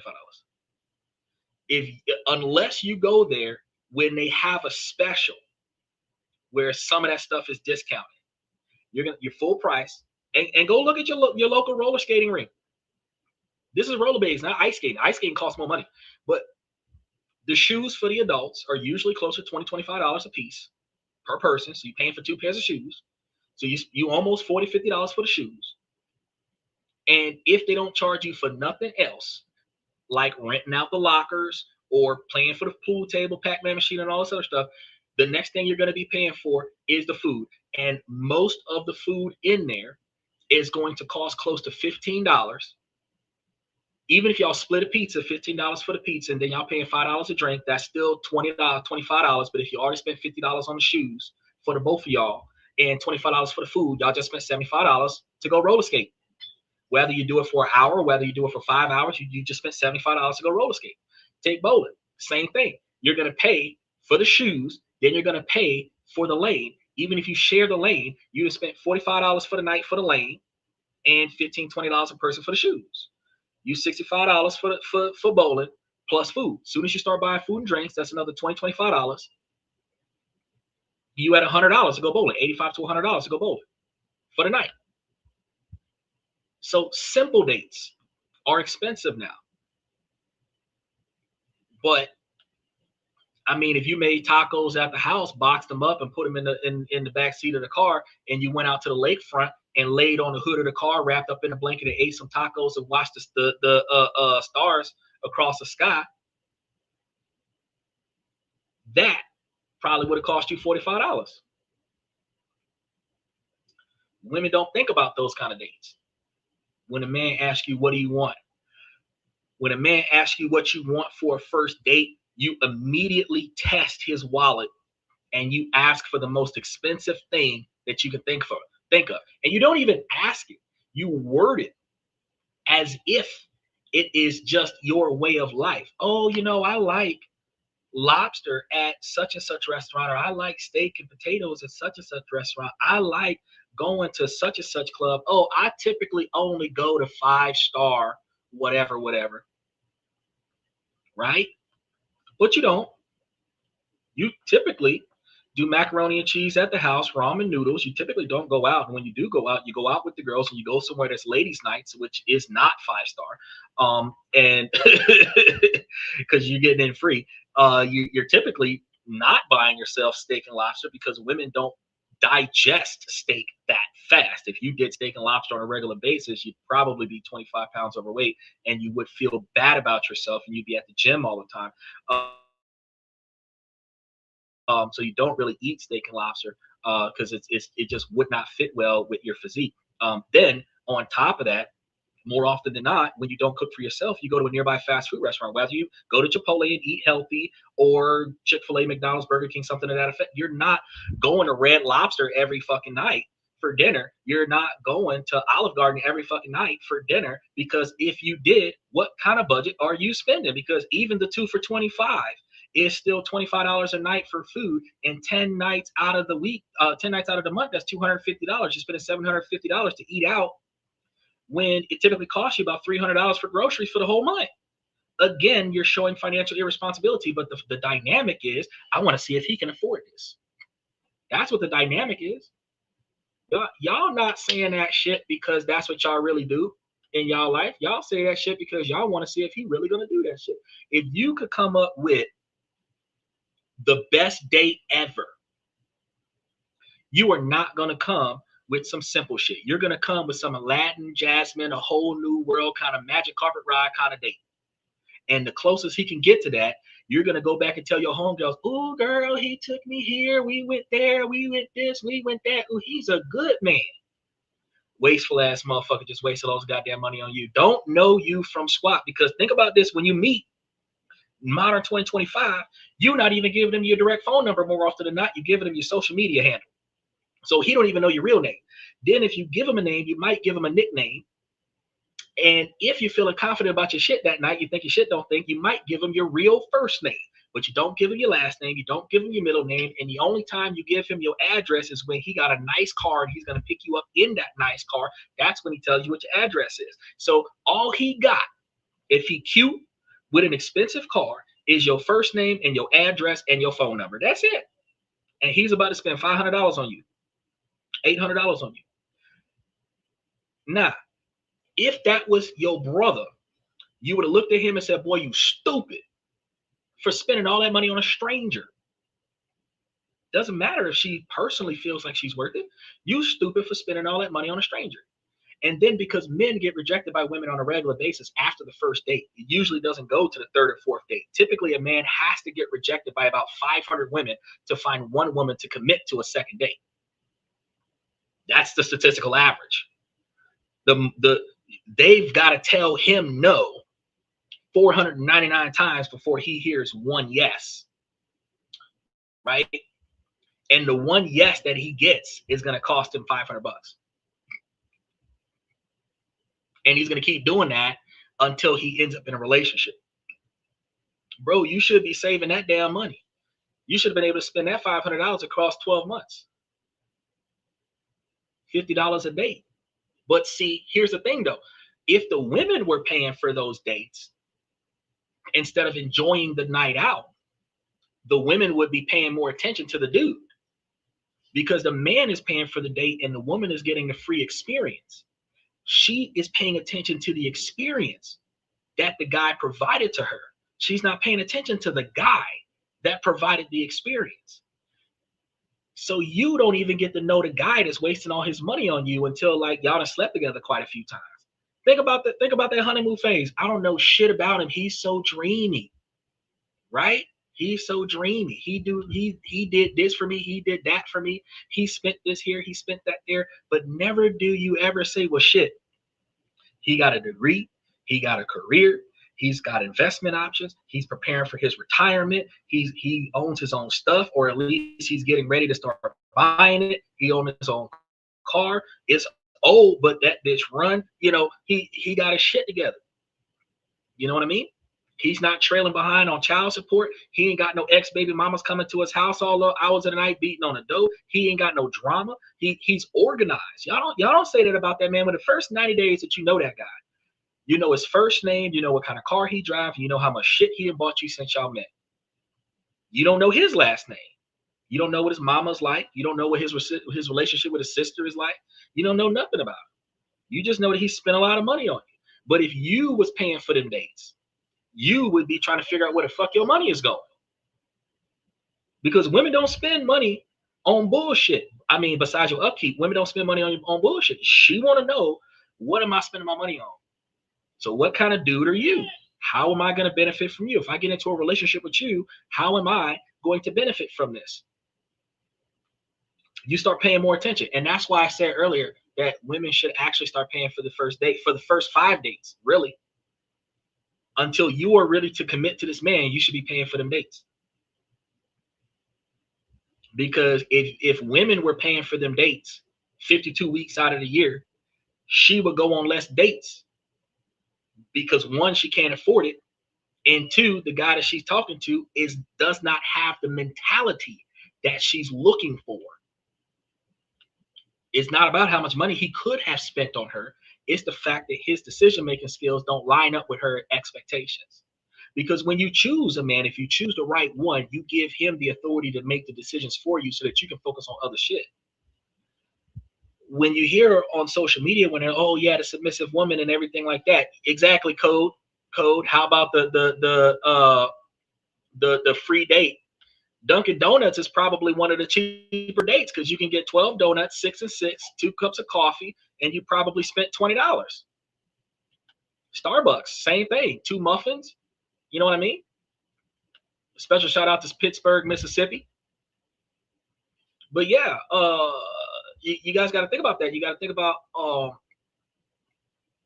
y'all. It's not about being submissive to the man, to the fact that you're just like yes master all day long.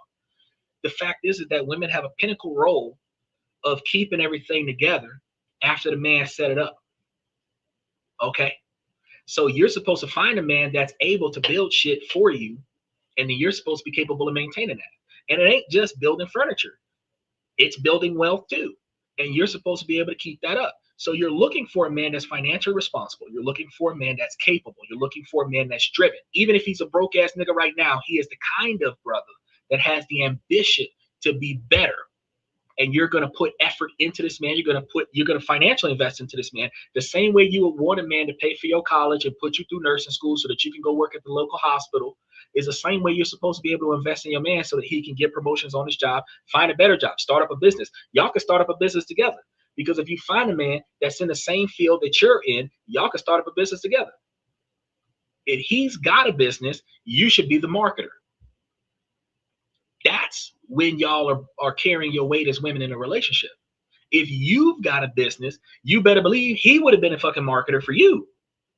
If you would have walked up there, oh, I own my own such and such business, he would have been like, shit, let me get a business card, this, that, and third. He'd be advertising stuff on Craigslist for you and shit, putting up Facebook ads and shit, telling all his homeboys about the job you do. If he knows somebody that's looking for a service that you provide, he gonna redirect them to you first, promoting you in the relationship. And y'all need to be doing the same thing. So you need to find a man, because this is the other part about a woman's role in a man's life, is that if the man's decision fall through, because plans don't always go according to plan, she is supposed to be bringing the backup plan. She not the person that's catching the first shot in the chest. She's supposed to be the sniper in the background. You know what I mean? Women want to be the first person to walk through the door, but a lot of the times she need to let him catch those shots so she can see where the shots came from and knock out them targets. At the end of the day, if she's playing support, you lead from the rear. You don't lead from the front, you lead from the rear. So instead of grabbing a man by his tie and dragging him where you want him to go, you follow him. And when you see that he's about to go the wrong way, you just whisper in his ear, we should probably turn here. And because you wasn't saying nothing, you was listening to the shit, you heard conflict coming and you warned him. Now, if you pick the right man, you pick the man that when you do talk, he will listen. But you don't need to talk all the time. You only need to talk when you need to warn him that he is not about to go in the right direction. So if you're not fussing, arguing, and complaining on a regular basis, the one time that you do speak up, he gonna listen because you're not nagging him all the time. But if you got a man that don't listen to his woman, you grabbed the wrong man. But if you got a man because he spent a bunch of money on you, but he don't listen to nothing that you say, you don't trust his decision making because he's wasteful. So you're fighting with him on a regular basis about finances because he's buying the next Xbox, he's buying the next GTA 6, he's upgrading his stereo system in his car instead of investing in y'all future. You pregnant, trying to have a baby, he's not putting money aside for the nursery or nothing like that. You put yourself in that situation because you knew he wasn't financially responsible on the first date. You knew that. But because he was spending the money on you and you didn't have to spend it on yourself, you rode that wave. That's why y'all end up in fucked up ass relationships. And look, on the other side of the fence, it's a shorter dynamic to explain because men are after the sex. So because they're after the sex, they don't give a damn that she don't pay attention. They don't give a damn that she's not responsible. They don't give a damn that she's there for the money. All they know is that she's putting out and he's paying for it. And right now he can afford to pay for it. So he's going to rent the sex until he can't afford to rent the sex. And then a relationship is going to fall apart because y'all are in a relationship for convenience, not a relationship of purpose. And that's something that y'all got to think about. He said 5 muffins, 4 donuts, 3 coffees, 2 creamers. Tell him, cool. Look, I'm an honest person, but have not having anything. Basically, control, alt, delete me from anything. Look, I'm an honest person too, and a lot of times they thumbs down my show because they don't like what I have to hit. I say it, I'm like, hey, I'm all good for it because it don't hurt my feelings if I get a thumbs down. I would prefer for you to like and subscribe and potentially even join the membership, because then we can get rid of all these ads, because we would be doing the live stream from the membership where it'd be ad free. But unfortunately, you know, it is what it is. But I'm here 3 hours a night, 2-3 hours a night, telling y'all how it should be based on how it is and how it shouldn't be. And I'm making it make sense for you. So I'm not just going to sit here and point out a problem. I'm not just going to sit here and complain about, oh, it's the women's fault. It's not just the women's fault. It's the men's fault too. The men are fucking it up just as much as the women. The only is that I'm here to tell the men that the men should change the dynamic by doing better as men. And if the women give a damn about what I got to say, you can change the dynamic too by listening to what I'm telling the men, and you start incorporating that into yourself as well. Because women right now are becoming the perfect masculine man and then thinking that they're valuable in the market because she's got an education and a career. But every woman that if you've listened to me tonight, every woman that did not think I could get with that man, not just me, any man, and take the money off of my career and invest it in our retirement and live off of his money, and we can retire together and spend 30 years of our future not having to work.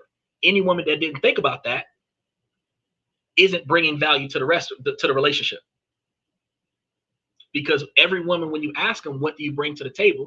Emotional support, physical effort, dishes, laundry, children, childbearing, but not one woman says, I've got a core satellite portfolio that can generate 18% revenue, and if you and I come together, we can be a millionaire inside of 15 years.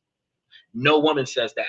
No woman says, oh, my career has a 401k Roth IRA, the health insurance savings account, and I take the remaining money that I don't need and I put it into this other investment opportunity that generates extra revenue. And actually, between my primary job, my secondary business, and the portfolio that I've built for myself, I actually don't need to work. I just work because I'm bored.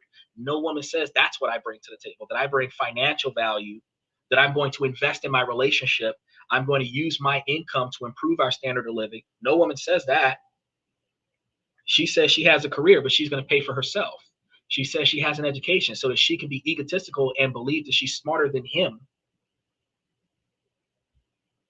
But they don't show where their education benefits the relationship, and they don't show where their income benefits the relationship. But I just told y'all this past week, like, y'all could be fucking high school dropouts. And if y'all listen to what I'm telling y'all right now, y'all won't be broke for long. You feel me? Y'all wouldn't be broke for long. And you would not have the financial fights that cause relationships to fall apart. And then you also would not be dealing with breakups every 1 year, 5 months, and 6 days.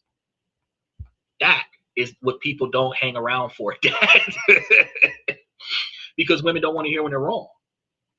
But if you listen, I'm telling you where the problem is. It's not because you're women. It's because the decisions that we make as adults, as Americans in Western culture, our decisions are flawed. But once we start making changes, we start seeing some improvements. All right, let me go ahead and tiptoe on a couple more of these. I did it. I finally deleted all of our chats, all of the pictures of her, deleted the playlists I made for her. deleted all the matching profile pictures that were just sitting in my gallery. The very aesthetic nature picture that I put as my wallpaper. Deleted the chats with her old Snapchat accounts, which had a lot of pictures of her saved, and I will throw away her initial chains when I come home or store them away somewhere. I got rid of everything that would make me think of her during the day. That'll help me move on instead of seeing her name in my Instagram chats, in my gallery, on my wallpaper, just everywhere. I hope I can get over this. I'm slowly getting there. A big thank you for everyone on this Reddit here that helps and helped me and thousands of other people to learn to move on. Y'all are real heroes. All right, so he finally got rid of all the information about this Hey girl. guys, I And honestly I'm sitting need. over here, hold on a second, man. Hold on. He got all this shit going on with this girl, and I'm sitting over here wondering, like, why the fuck did it take you so long to get rid of all this shit, bro? Like, okay, let me tell you something. There's certain things around the house that might linger from an ex. Coffee makers, tools, posters, pictures of neutral things. But there's certain shit that normally get destroyed out of anger when the breakup occurs. Romantic pictures between the two of y'all, his stuff, her stuff. Like, shit should just go in the trash if you don't set it on fire in your backyard somewhere. You know what I mean? I'm trying to figure out why you lingered on this girl's stuff for so long, but I'm glad that you got rid of it. It bothers me when I hear people a year, 2 years, 5 years down the line still holding on to their ex's stuff. You do not start emotionally healing until you detach yourself from even the visible memory of the stuff that's in your house. So if your house is a shrine of your last relationship, then unfortunately you're not moving on. And ironically, no matter how long ago your last relationship was, when your next date comes over to your house, she's going to see female stuff all over the house and you're a single man. That's a red flag for a smart woman, because either you have not gotten over your ex or there's another woman here. So there's no reason why your stuff should be all over the house. And you should not, as soon as you broke up, you should have blocked her on all social media. You should have deleted everything off of your phone. And anything in your house that she did not come and collect, you should have put it out with the next week's trash. Now, again, coffee maker, pot, a cup that doesn't have her photo on it, you might keep stuff like that, but anything that can clearly be identified as this belongs to a female, her toothbrush, her clothes, her feminine products, all that stuff chucked in the trash, because it makes no sense for you to keep that stuff. You know what I mean? All right, now let's go ahead and see what this other woman had to say. Some support right now. I'm a 23-year-old female. I know that's still young, but I've been single my whole entire life. I've just been so lonely recently. All of my friends are in relationships and I'm surrounded by it constantly, which just makes it worse, and all my friends who are single are just in multiple situationships and just don't really care about men like that, but that's not me. Every guy I've even remotely talked to, I've gotten attached bad to. I get attached really easily to guys, but I feel like it's because I've always been alone, and it's just nice to have someone / something that gives the relationship feel. I've always wanted to meet someone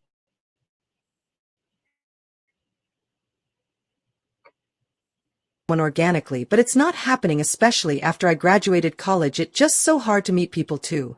I hopped on Tinder / Hinge, but just the thought of meeting someone on a dating app just doesn't sit right with me. I matched with a guy who was super cute. He was so cool. He invited me out yesterday, and I loved his personality, but then today he unfollowed me today. I was so upset. Mind you, I'm a pretty conventionally attractive girl who's half Brazilian / Indian, and I have green eyes and I can get along with anybody. Every guy I've met on the dating app has ghosted me once they realized I don't just want to fuck. And I truly don't. Obviously, just with a background with these apps, it's usually just very common for people to look for short fling stuff. I just feel like I can't compare myself to my other friends, but what's actually wrong with me? Like, I genuinely don't know why I can't ever meet a guy who checks all my boxes. I definitely feel like I'm not meeting that on a dating app, sorry. I've just been feeling so lonely recently because I've never been the type of girl who liked casual/situationships. Even when I was in my city girl phase, I hated it. I've just always craved a relationship with stability, and maybe I could also be too picky, but why would I not if I'm looking for something serious? It's just like I've never gotten to a stage where somebody wanted to actually date me if it's just this generation, but I don't know, I've just been feeling so lonely recently. I wish somebody wanted me for me more than casual stuff, I guess. Okay. So,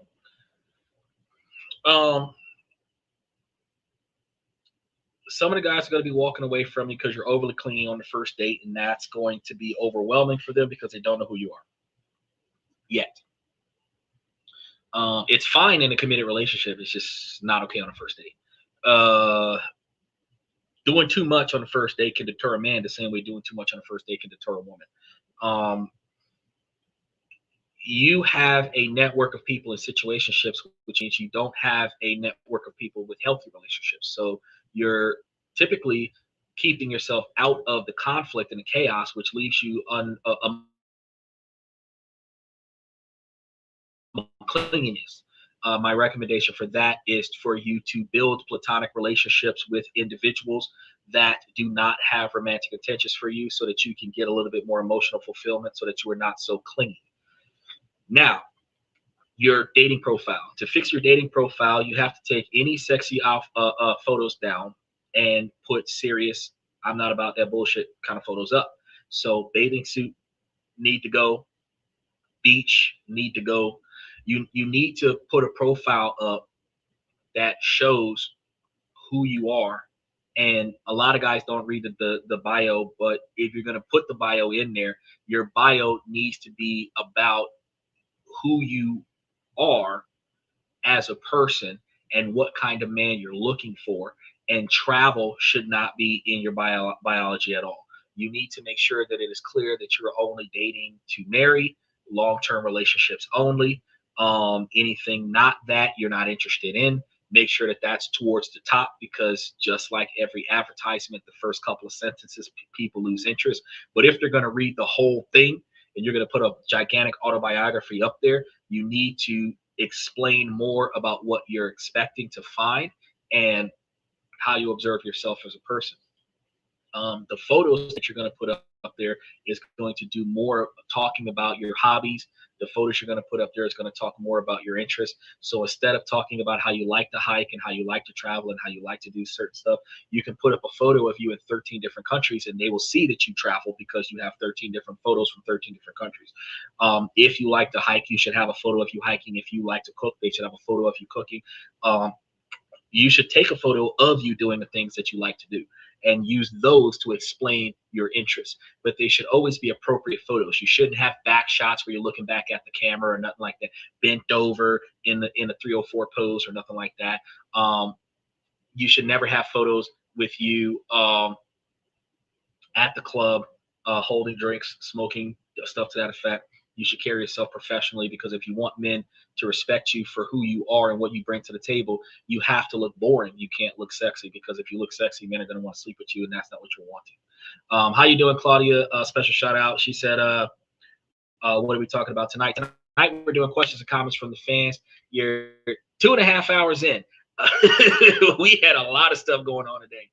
Nicole was here earlier, and we had gotten into a lot of deep discussions throughout the show. So we carried it longer than I thought. I thought we would have been done by now, but we still got a little bit more to go.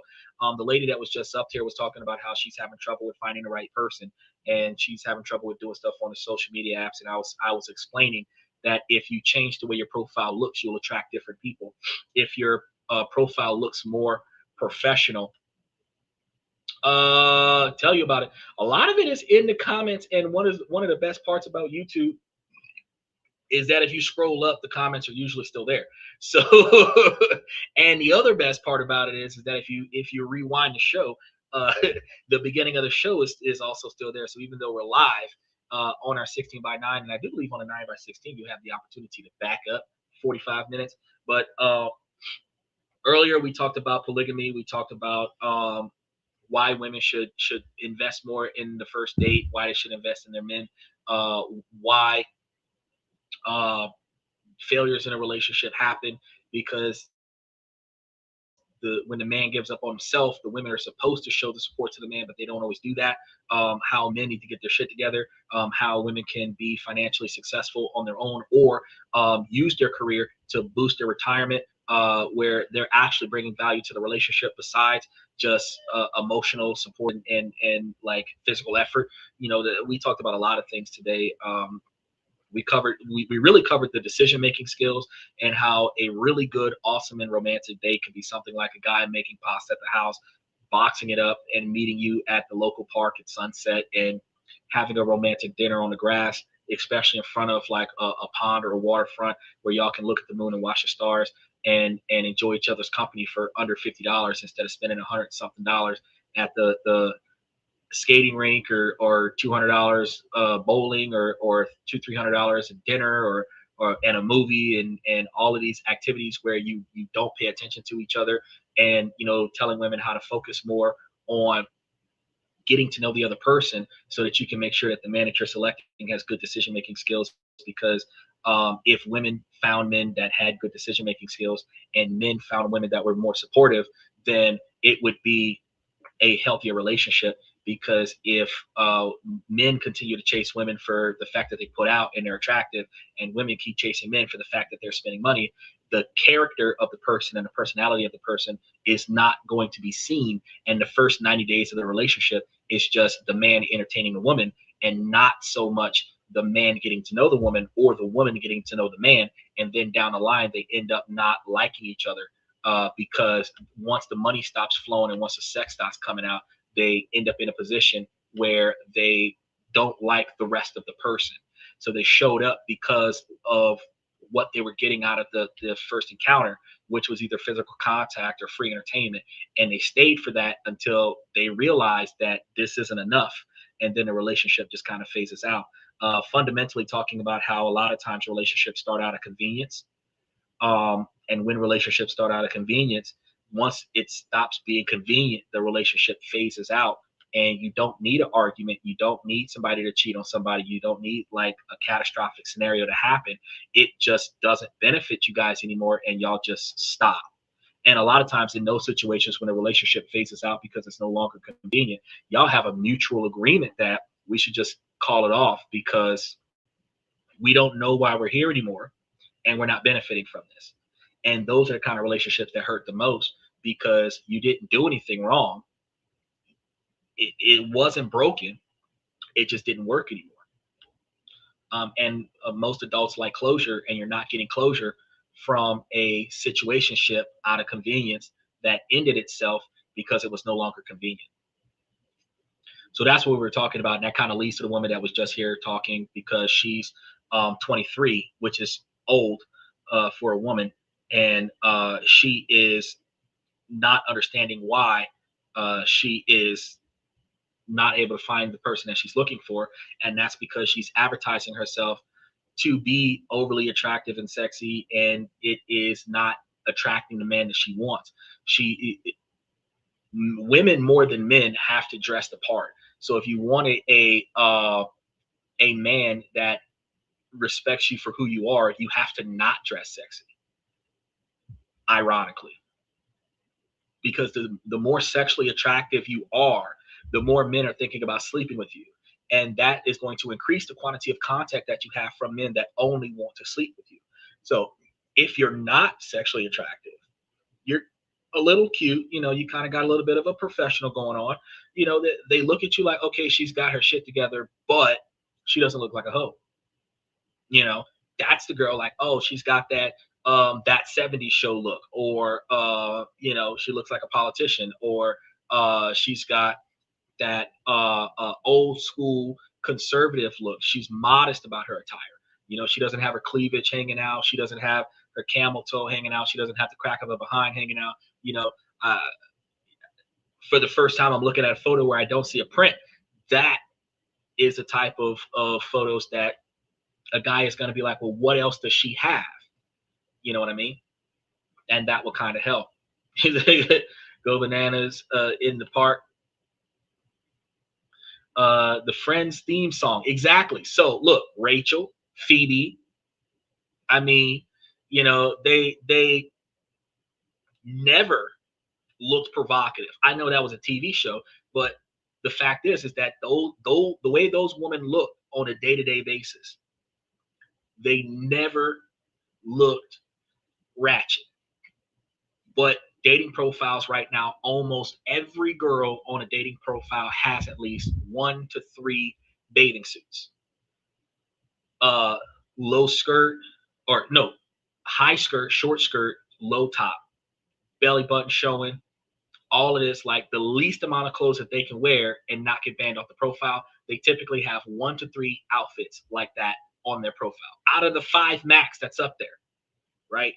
Then they might have one with them wearing some pants or something, or some shorts or something. And you know, it just doesn't, they're not finding what they're looking for. That's because you're not dressing to attract what you're looking for, you know? And if it is sad. It is sad. But if, think about it like this, because we use this job interview thing as a metaphor and women don't like it, but it's true. If you're trying to find you a man, you're applying for a job. You're applying for a job to be a wife. Truth is. Women don't agree with that, but it is what it is. And if you want a good job, you're going to dress the part. If you wanted to work for Morgan & Morgan, you would dress as an attorney. You want a husband, you dress like a wife. If you want to work at a strip club, you dress like a 304. If you want a dude that's going to have a one-night stand for you, you dress like a girl from the club. That's it. That's the mentality. Because men are shallow, surface level. What makes him come to you is how you look, potentially how you smell, how you act. So if everything about you says come fuck me, he's going to try to come fuck you. But if everything about you says I have value in areas that has nothing to do with my looks, he's going to want to go find out what kind of value you have. And when you start talking, it's not about what he can do for you. It's about what you can do for him. Strictly platonic, what you can do for him. And that is when he knows he has a woman of value. Now, you know what he's going to do? He is not going to let you get away. Women don't think about that. The more attractive your outfit is, the worse it is for you. And yeah, we can blame it on men. And that's why I tell men, stop complimenting the women that look like whores. Because at the end of the day, you're going to have you're looking for a wife, but you're drooling on the girls that are designed for the streets. You cannot go window shopping in a place where you don't have value. At the end of the day, you need to compliment what you're looking for. If she looks like a conservative librarian, you look nice today. She looked like one of them OnlyFans girls, keep walking. Because the women that want attention, they can't get it from anywhere else. The first thing they're going to do is they're going to overly sexualize themselves to get more attention. But they're only going to get the negative attention. But everybody does that. Men and women alike will get negative attention before they get positive attention, because it's easier to get negative attention than it is to get positive attention. But if you use negative attention to start up a relationship, your relationship is going to be a negative relationship.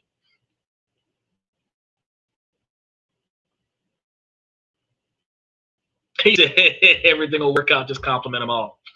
You being ass backwards right now, Cody, I'm gonna tell you right now, you can compliment all the women, and the fact is that a woman might get complimented 1,000, 2,000, 300,000 times a day when you start including social media compliments, and it doesn't faze them anymore because it happens more times in a day than they can remember.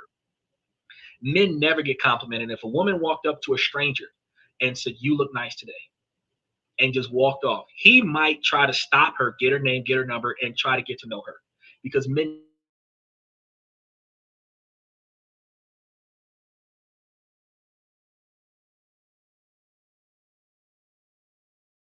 never get their mothers. They usually grow up without their fathers. Men do not get complimented in their lives most of the time. If anything, their homeboys tell them, "You did a good job, homeboy." That's it. Right? So I have healthy, strong sense of self before engaging in another person's life, because it can be detrimental. You need to start with a strong sense of self, but then you also have to have a strong determination to find out what the other person is capable of and what the other person wants. One of the things that women do between 35 and 55 years old is they figure out what they expect from men in their lives, and then they look for the guy that's willing to do what she wants, but they don't do what he needs. So you got to stop treating men like all men are the same. Yes, we fundamentally want the same thing. We want a woman that's not going to argue. We want a woman that's going to cooperate with whatever we're trying to accomplish. We're looking for a woman that's going to keep us together because we're disorganized. And sex, validation. We want a woman to tell us that we're doing it right when we're doing it right. Compliments, appreciation. When we do something, we appreciate that. Thank you. But I mean, it doesn't always have to happen. You can thank me by making my favorite dinner. These are things that can make a lot of men are simple that way, but not every man wants the same dinner. Not every man gets valued the same way. You know what I mean? Some men might feel valid because his girlfriend got on Call of Duty and knocked out 5 of his targets for him. Valuing him comes in different ways. So you have to find out what's important to him. The same way every woman can think that the last 20 guys that's talked to her has asked her the same thing. What do you like? What makes you happy? What do you call fun? What can I do to make you smile? All men interrogate each woman because we know that no two women are the same. But all women treat men like we're an owner's manual from a 1960s Dodge. Like you just know what you're going to get from a man. So the fact is, because that's what you expect from him. But the fact is that, yes, you have to complete yourself emotionally. You might need to complete yourself financially, but then you need to find somebody to match that. And you have to make sure that their decision making is on point with what your expectations are. And after you found out that your expectations can be met by this person, then you got to find out what the hell they're looking for, because that's when the job interview comes. Because if you found a man that you're looking for, with as picky as you are, that is the diamond in the rough of men, and they are hard to come by. Now you have to find out if you are valuable to him, because otherwise you're going to be the only one happy in a relationship, which will build resentment. He's not going to take it out on you directly, but it'll happen passively. And then when it happens passively, you're going to start building resentment off of his resentment, retaliation. Y'all are going to fall apart because you were the only person being satisfied in the relationship, not your partner. So you have to make sure that you are capable of and willing to satisfy your partner's needs, because that's how the relationship succeeds. If you found what you're looking for, you have to make sure that you are what they're looking for. That's your duty. He said, confusion is always the best sign of anything bad. Exactly. Just here to save the day. Let's see. My dog is talking to me. I'm going to take you out in just a minute, man. Make sure y'all like and subscribe that y'all come through here. Support my scientific endeavors. Let's touch base on a couple more, because my dog need to go take him a walk. Boyfriend and I broke up. We dated for 8 months, we're both 15, I know it's stupid, but bro, I can't stop crying, I am legit devastated, how do I get over it and stop feeling so upset? I just want to say thank you very much for all the support, it really helped me. We've agreed on being friends until we start dating other people, luckily we go to different schools, so that makes it better. Okay, so you 15, y'all shouldn't be dating. I don't know where your daddy at, but my daughter ain't dating nobody. Why you looking so cool? Because I wake up like this. I wake up like this, fresher than you. Because he's a real big. Because I'm that damn good. I wish I had some like Triple H theme music that could just explode right now with some fireworks. But no.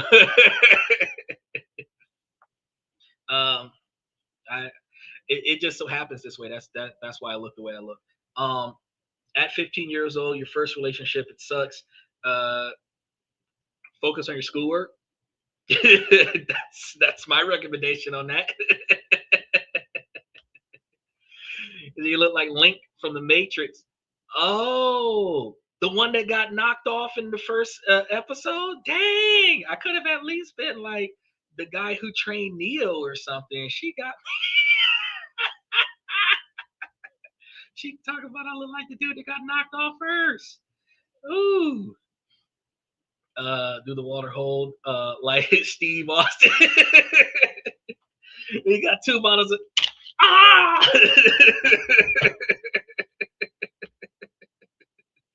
So would you agree that it's not wise to marry in your 20s? No, I think that it is the smartest thing that you could ever do is to find what you're looking for as a woman, to find what you're looking for in your 20s and have the quantity of children you're willing to have in your 20s so that in your 40s, your kids are grown. Especially black women. So you're risking your life to have children. 38, 39 years old, you're risking your life to have children. 20 years old, you can have 5 kids between 20 and 25. And them kids will be self-sufficient at 35. You know what I mean? Typically, we did some research on it back in the 1600s, like women were getting married at 23 and their husbands were dying between 30 and 40. So dynamically, back in those days, from 23 to 30 was like 7 years, and from 23 to 40 was 17 years, and marriage didn't last 20 years, and it was till death do us part, because within 17 years he's dead. Within 15 to 17 years he's dead. Now that we're living to 90 something years old, now we have a situation where the marriage is not 20 years, the marriage is 50, 55 years. Thank you so much. The marriage is 50, 55 years, 60 years, 70 years, and counting. So if women, those women who want a career, here's another thing.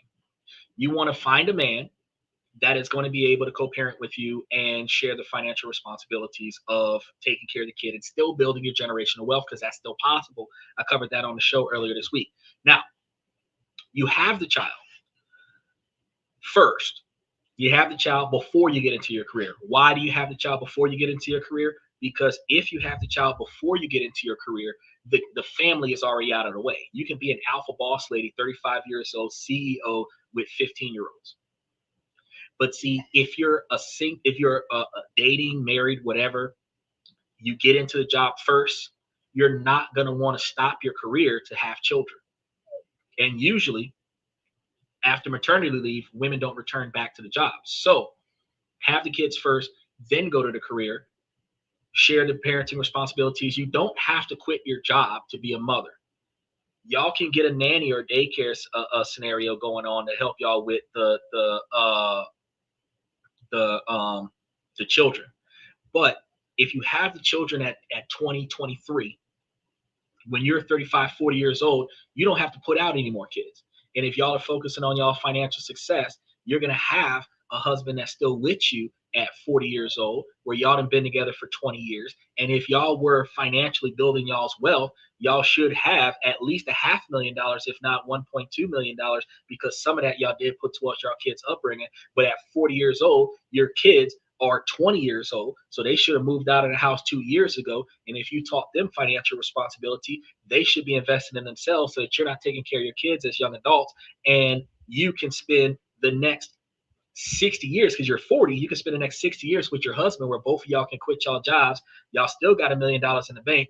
Or here's another thing, because at 40, you might have been just now getting into your career.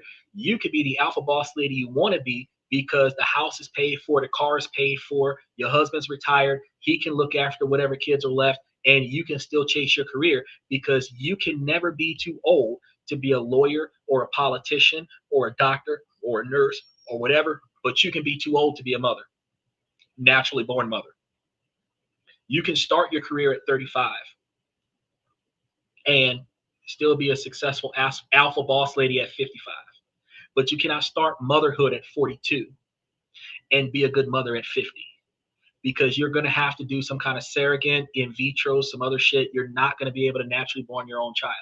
So if you want to be a mother, you need to get that motherhood in between 20 and 25, and then start going after your career.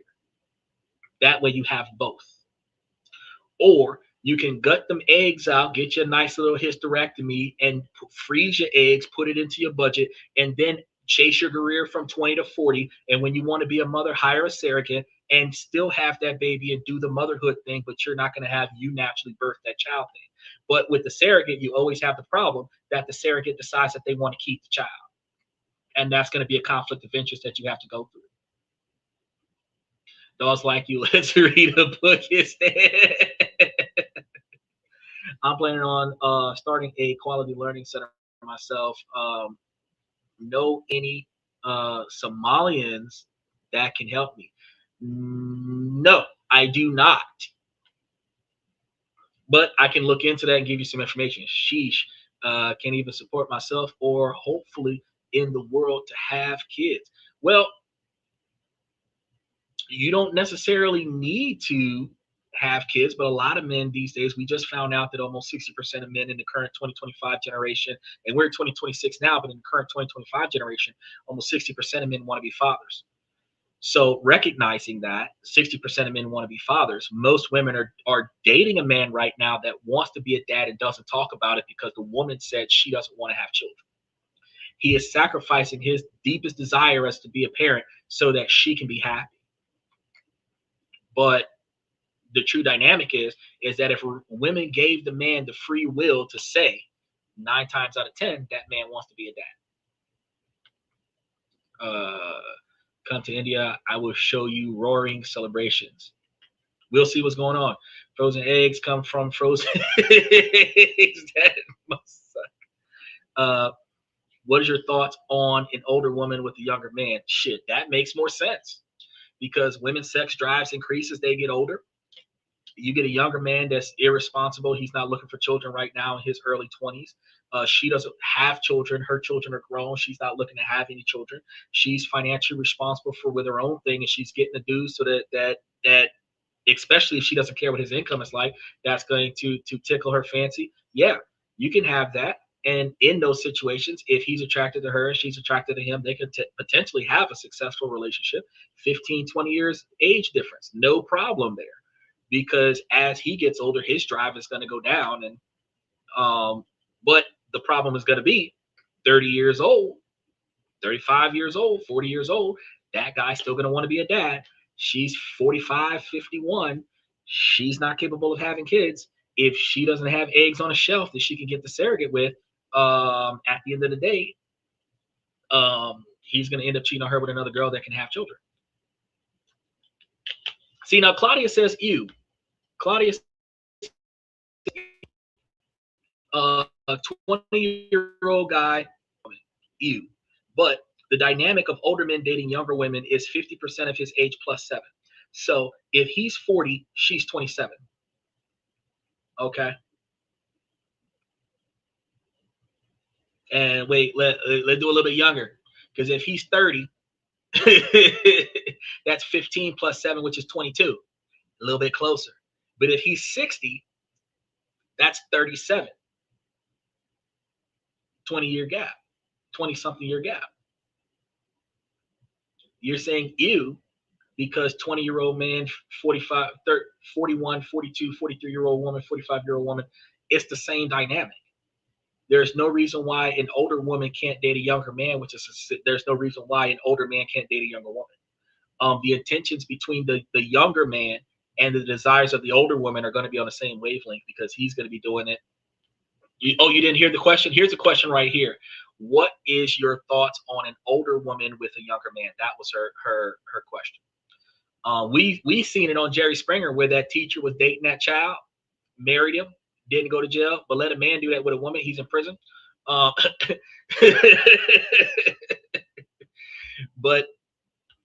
the dynamic is that yes, there's no problem with the older man dating a younger woman in my eyes, and there's no problem with the older woman dating a younger man because at the end of the day, it does happen. And the true to life part about it is that women do mentally mature more quicker than men do, specifically because the women are put in adult situations at a younger age because women are babysitters.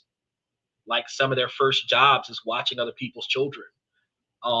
Before they'll clean a parking lot or paint a building, they will babysit. So 14, 15, 16 years old, you're watching other people's kids. That's your career until you're old enough to go work at a fast food restaurant. That's your career until you get out of high school and then go to college, and you're already making adult decisions. If you're the one of the oldest, or sometimes in some situations one of the youngest, you're watching your brothers and sisters. So you've been since 8, 9 years old responsible for other human beings, and then you grow up and you become a teacher where you're responsible for everybody else's children. You run a daycare center where you're responsible for everybody else's children. You've been doing this for 25 years and you're 32. You know what I mean? Y'all mature faster than men because men don't have to do that a lot of the times. So since men don't have, the only thing a man has to do is go and get money. So at a young age, men start trying to find ways to make money, and sometimes they try to find legal ways to make money. But they mentally don't mature because what they don't have as far as responsibility comes from their mother. Mother takes care of the finances. Father sometimes cover the finances. So when they're irresponsible, they have a financial background. She says, in my opinion, the male should always be older than the woman. I agree. But see, if the man is older than the woman, the man's sex drive is going to depreciate over time. And then there's going to be a scenario where he's going to have to take little blue pills in order to keep up with the woman's increased sex drive. So early on in the relationship, she's 23, 24 years old. He wants to jump on her like a jackrabbit. She's got a headache. Her stomach hurts, cramping. She don't feel good. Back hurts, this, that, and the third. Neck hurts, throat hurts. All these other excuses that we're getting. And while his sex drive is high, she's not taking advantage of that. Then 45, 55, 65, 75 years old, he's trying his best not to pee on his shoes, and she's trying to jump on him like a jackrabbit. Oh, you don't love me no more. No, it's just that my testosterone is gone. You had your opportunity at the beginning of the relationship and you didn't take advantage of that. So, it's just something that we're polar opposites of one another, which is why we attract each other. No, you can't date everyone, especially not at Walmart. I can't even get a date at Walmart. Go talk to the lady at the front door. She'll date you. She ain't got nothing else to do besides push shopping carts. We'll worry when we get there. Well, I mean, I agree because I have no problem with getting a younger female, because at the end of the day, the younger females are going to cooperate a lot more because they have less expectations. And women say that men go after women with less expectations because the men are not capable of performing. But no, younger women have less unrealistic expectations. And because they have less unrealistic expectations, a man can actually meet those expectations. But when a woman at 35 or 40 years old comes with these unrealistic expectations, where you're looking for a man, the guy's got to have a 650, 675, 700 credit score. He's got to be making $100,000 a year, be 6'3", own his own house, own his own car. Like, bro, like that's, nobody has all that. You know what I mean? I'm 5'6". I'm disqualified from that qualification because I'm never going to get any taller. I got the credit score, I got the money, I own the house, but I still don't qualify because I'm too short. Like the unrealistic expectations of women, it just can't be met by older women. But the younger women that are like, look, I just want a man that's going to cover my needs. Shit, I can do that. Cover my needs and make me happy. I can do that. You know what I mean? Then we can start talking about how to make ourselves millionaires. Have you looked in the clearance aisle? Bro, if you're looking in the clearance aisle, you're looking at damaged goods. Do you know what's in the clearance aisle? Everything that nobody else wanted. Which, ironically, is what American men are doing when they go to get women from other countries. Because American man at 45 years old is going to another country to get an Asian woman that's 28 years old because her society rejected her after 25. So nobody in her society will date her at 28, 29, 30. But an American man will come over there and swoop her up because she will not disrespect him. That's why you're supposed to be equals yoked per the Bible. Well, actually, you're not equals as written in the Bible. And in the Bible, the woman is the supporter of the man. So the man provides protection and resources to the woman, and the woman supports the man's efforts. So she is an assistant, an aid, a helper in the Bible. They're not equals in the Bible. they have uh, a balanced role for one another, a symbiotic relationship to one another, but they're not equals. Bro, did you read all those books? Yes, I did. Yes, I did.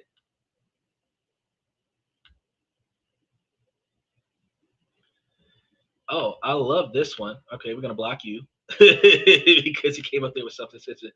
Are you a billionaire? Okay, so since I know the IRS is looking at me, no, I'm broken in the son of a bitch right now. And I'm gonna say that every year during tax time. But I just crunched the numbers and showed you how you cannot be poor. And then I also showed you how to put your money into a trust. And then I also showed you how to put your assets under the ownership of a business so that you technically own nothing, but you control everything. I also showed you how to get international visas and passports and other stuff, offshore banking, go to places like Belarus and get you a non-residential permanent trust in a country that doesn't tax the that doesn't tax the trust, so that when you get the money from that trust as a beneficiary, it's non-taxable income in the United States. And I cover all of these things so that you guys can build yourselves up. He said, just gonna be happy and date freely is my plan. That's one of the ways to get it done. What is your net worth? Again, for IRS purposes, I own nothing. They are watching me like, nah, I'm not gonna go that route. I do good for myself. Okay, so here I'm gonna give you a little bit of information that's not gonna give away a lot, but it's also gonna give away a lot. I operate out of 3 states in the United States. That's the most information I'm gonna give you. I operate out of 3 states. Am I in a negative? By far not. I just told y'all the story about how I actually got the next 3 months worth of stuff that I needed. My basic needs are actually compensated for. I don't need anything. I went to the mechanic shop on Thursday just for the sake of fixing one of the 2 cars that I had. And it turned out that I had to put $2,000 down on the car, and I was able to pay for it with no problem because all of my bills are paid for until April. So I'm not in a negative. Not only do I have extra money in the stock option, which is why I was able to tell you guys which stocks that you can invest in, because I've got the stocks listed right here, because these are the stocks that I hold. These are the stocks that I hold. They're at the bottom of the screen if you're looking at me on a 16:9. They're at the top of the screen if you're looking at me from 9:16. These are some of the stocks that I hold. There's about 55 different stocks out there. And at the end of the day, the fact is that I know that these stocks work, because I've been utilizing the dividend rotation strategy since February of last year. I've been showing you guys how to invest. I've been showing you guys how to save, and I've been telling you guys how to budget. I can explain to you without telling you my total overhead that I live at less than 30% of my income. And my expenses are across 3 states, but I'm still living at 30% of my income. Equally yoked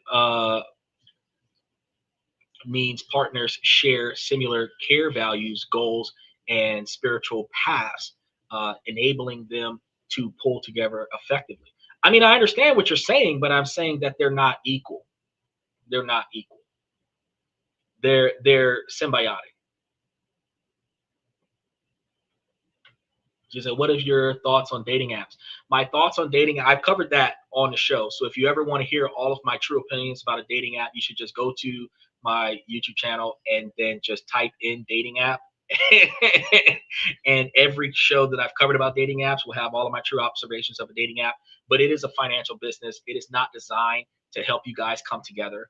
It is designed to have you pay to communicate with other people that are not in your area. So the only way that you can benefit from a dating app is if you put your true, genuine self up there in a non-sexually attractive way, where your expectations and intentions are there. It is going to be hard to run that app, because if you run it from the free perspective, you're not going to communicate with anybody, and you can't put your contact information in there. You can find ways to break your email up into like 5 different sections, or break your phone number up into 8 different sections, so that individuals can start calling you to a number that's not your primary phone number, like a WhatsApp number or something like that. Put your Skype information in there, and they can send you a Skype video or something like that. But The issue is with the dating app is that if your profile screams "I'm easy," as a woman, you're going to have more men trying to sleep with you. If your profile screams "I'm looking for a long-term marriage-based scenario," you're going to get less hits. But the hits that you get are going to be from men that are looking to settle down. So you have to treat that dating app like a job application. You have to treat that dating app like an online application platform. In order for you to get the job, you have to present yourself for that role. In order for you to find serious dating connections, you have to present yourself like a wife looking for a husband. If you don't present yourself like a wife looking for a husband, you're going to find every guy that's looking for a jump off. And that's not what you're trying to be. So your goal is to play that part, carry yourself in that part. He says, spill your beans. IRS already knows. No, they know some of it, but I mean, the stock portfolio isn't even going to report until May. So, I mean, I've got plenty of time to file an extension. I eat lentil soup. What? I love lentil soup. You know what's better? If you go get the Progresso soup, Progresso has the beef stew. They have the stewed beef, which are two different ones, the soft boiled ones. Then they also have the lasagna one. Then they also have the gumbo flavored one. And right now, if you go and get them from the Walmart, they're like $1.98 a can. So you can go and get you a whole pre-cooked meal and get you a little rice cooker, put it on a bed of rice, and you be good to go. You can at $2 a can, you could buy 100 cans for $200. And if you ate 3 cans a day, you'd be eating 90 cans over the course of 30 days, which is half of the $200 that you spent, which technically puts you at a plus. You have 2 months worth of groceries in your house. Be unequal yoked was about with relationships with unbelievers. But you have to understand, Cody, when you start talking about the modern human being, who here is a true believer? Because not one person who claims to follow the path of Christ actually follows the path of Christ, because Christ does not value stuff or money. Every person in Western culture values stuff, and they put all of their effort into getting money so that they can get stuff. The reason why 77% of Americans are broke is because they value stuff so much that every time you get extra money, they was broke. So that's why they be unequally yoked. And then everybody's trying to leapfrog into financial success by finding a person that's already financially successful so that they can link up with that person. Crazy, right? I make my own, but mixing those and sound good. Dude, it does, because it's so much easier. It's so much easier. The gumbo tastes just like gumbo. You just throw you some hot sauce in there. So if you put that on a bed of rice, you good. And then if you got either one of the stews and you throw some hot sauce on that, sprinkle you some cheese on that. I actually put ranch on my shit. It knocks it out. Why aren't black women married? Because black women have bad attitudes. Black women come from a financially challenging background. And as a result, as adults, black women have higher expectations for financial stability. And they offset those financial expectations onto their suitor. Black women then spend their entire adulthood becoming the man that they're looking for. And then after she is successfully becoming the man that she's looking for, she believes that she holds value in the dating field because she is the man that she wants, when her value is not what men look for. Men do not look for a woman with a good paying job. Men do not look for a woman with a college degree. Women want a man wants a woman with common sense. A man wants a woman that can follow instructions, since she's not going to ask him what he wants and needs. He can tell her what he needs her to do, and she'll get that done for him while he's taking care of business somewhere else. So since black women become the man that they want, then she wants to find a man better than the perfect man that she has become. Then black women believe that they're supposed to be able to find a black man that's going to tame her, where she's overly aggressive man in a woman's body. dominating a man that has been dominated by his mother his whole life. Not going to work out for her, because either she's going to get a submissive man because he's been dominated by his mother his whole life, or she's going to get a dominant man where they're going to have a conflict of interest because you got two leaders in the same household. You can't have two leaders. One of y'all is going to direct this ship and the other one's going to steer it. One of you has to lead and the other one has to follow instructions. Black women are not comfortable with leading the man where the man just follows in a feminine role. They lose value in that man. So the man has to be masculine, which means if he doesn't put her in her place, she does not feel like she has a valuable man. Now that's a conflict of interest because she doesn't want to be controlled, but she wants to be dominated. But she's only going to be dominated if she tests him and he doesn't let her dominate him. But every man will fold to his woman because he loves her. But he's not supposed to fold to his woman. It's a conflict of interest. You're sending mixed signals. Now, the other thing that you're going to have is that, again, black women have bad attitudes. You're vulgar, you're loud, you're boisterous. You challenge your man physically where you want to fight him. You throw stuff, you hit him. You embarrass him in front of his friends, his family, society. You will post about it on social media, get props from your homegirls. And then after all of that is done, he is still supposed to love and respect you and appreciate you the way he did the first day he met you, even though he's harboring all of this hatred and resentment towards you based on how you treated him. Black men are going to leave black women and go and find women that are not going to treat them that way. A lot of times they're going to go and find him a white girl. Women believe that a man is going to find a white girl because a white girl is a pushover. That's not true. The white girl is not going to talk shit to him. They're probably more often than not going to put something in his food and collect the life insurance after the fact. They're not.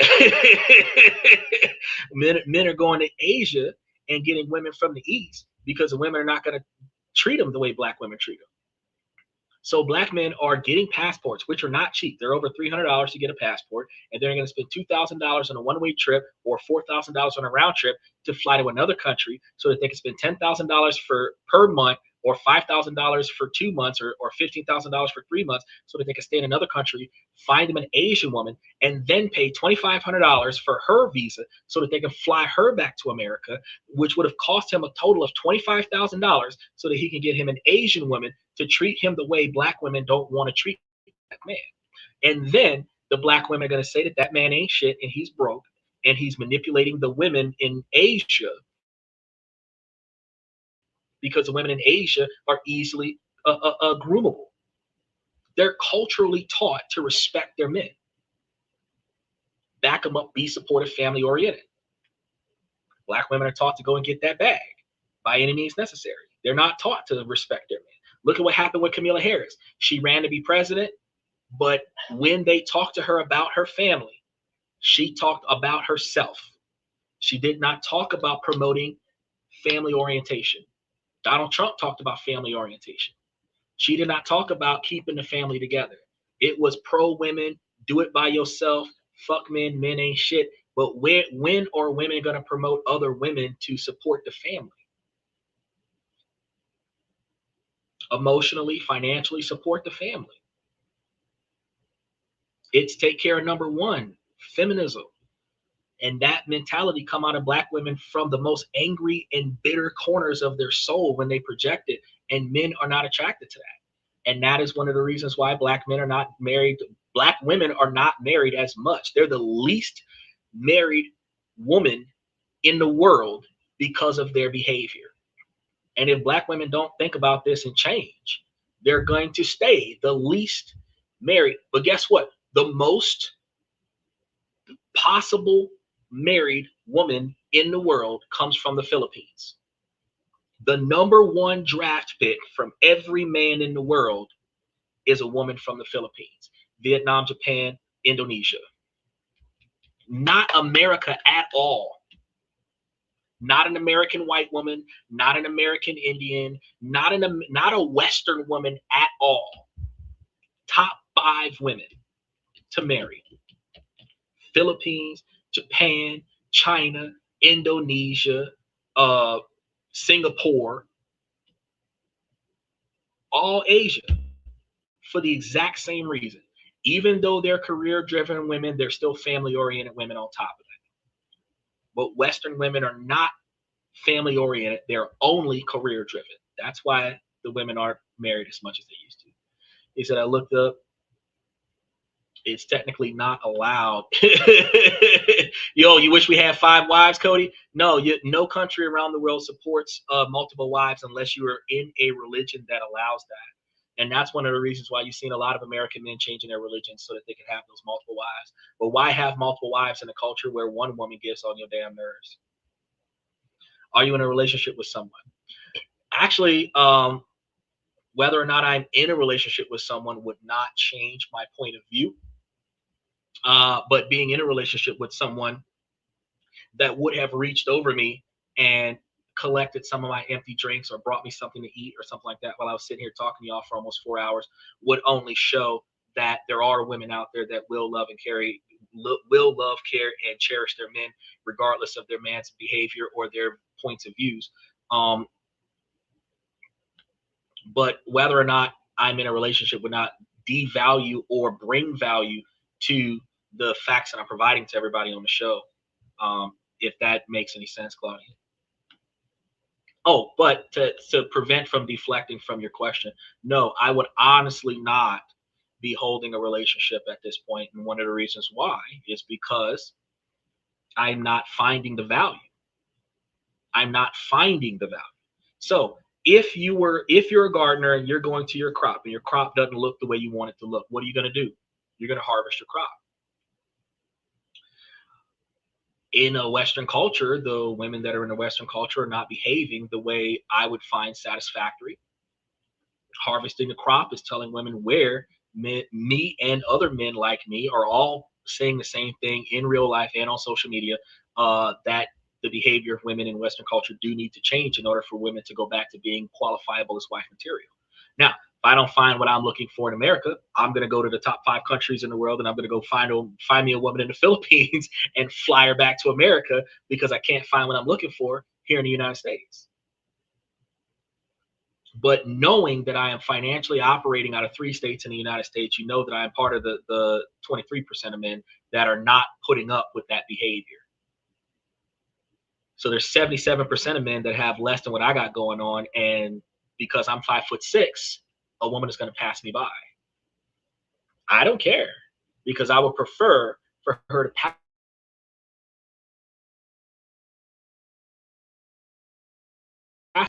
She got with me because of what she needed, and she's sleeping with the other dude because that's what she wanted. I would prefer to stay single than to be married and unhappy. Does that make sense? Is I should just walk to the side of the mountain. Shh, that's what we got to do a lot of the times. Oh, Kazakhstan, bro. Belarus, Kazakhstan, special shout out to them because those are some of the countries, bro. You can go out there. Kazakhstan and Belarus has a majority of the women are small business owners that are also family oriented. So you can go get you a whole black wife with a business that'll still take care of her kids and show her man love. You're not gonna get that in Western culture. I guess I'll never marry, huh? No. Well, first you have to get past your ex in order for you to get married. Because if you go into your current relationship with the way you talk to me about how you feel about your last relationship the other day, your relationship ain't gonna last because the new guy is gonna feel threatened by the old guy because the old guy's still coming around and you still got feelings for the old guy. You will get married again. But since you understand that the dating game is changing, when you are without child, that is a dependent of you. You were dating an older man who's not going to give a shit about wanting children. You will still be valuable to that man if you are willing to be cooperative to that man's objectives. Your objectives is partially going to be finding happiness, but you're also going to want to grow and build something on your own, and he's going to help you with that, hopefully. And likewise with that, you're also trying to find out what does he need in his life at his age and seeing if you're capable of providing that for him or helping him get that. And if you find a man where his expectations are reasonably meetable by you, then you make sure that he can give you what you need, and then you'll be able to have that person. So a blind marriage just well, no, fuck that. I'm not doing a blind marriage. It that's tough. Oh, the blind marriage, that's tough. Are people together for love anymore, or is it a business deal? It's a business deal. Okay, so people don't marry for love anymore because most of the people in America are broke. So what happens? What happens is we shack up with somebody that covers the other half of the bills, which is why statistically in America, women are willing to go 50-50 because I'm willing to pay for half the bills. Not because it works in a relationship. We find a person who can subsidize our standard of living. We sleep with that person on a regular basis. We turn that into a relationship. We end up with kids. We stay together for the sake of the kids. The kids are 18. We've been together for 20 years. That's a relationship. It was a business transaction. I was too poor to live on my own. You were too poor to live on your own. We moved into the same apartment together. We had kids together. We built a life together because we had no other choice financially. We learned to love each other, or at least we learned to tolerate each other. And that's the reason why we have a little bit of a toxic relationship. But we're used to that toxic relationship because our parents did the same thing. So we just stick with it. We tell ourselves, I'm in it for the kids. I'm tolerating this toxic behavior. I'm tolerating this abuse because of the kids. But that's not why you're tolerating it. You're tolerating it because that's all you know. So if people were in it for love, because love is a choice, okay? If people were in it for the love, women would not have the criteria that a man has to make $100,000 a year to be a qualifiable man for me. If a woman was in it for love, he would have to be nice. He would have to be charming. He would have to be respectful. That's it. His income wouldn't matter if she was in it for love.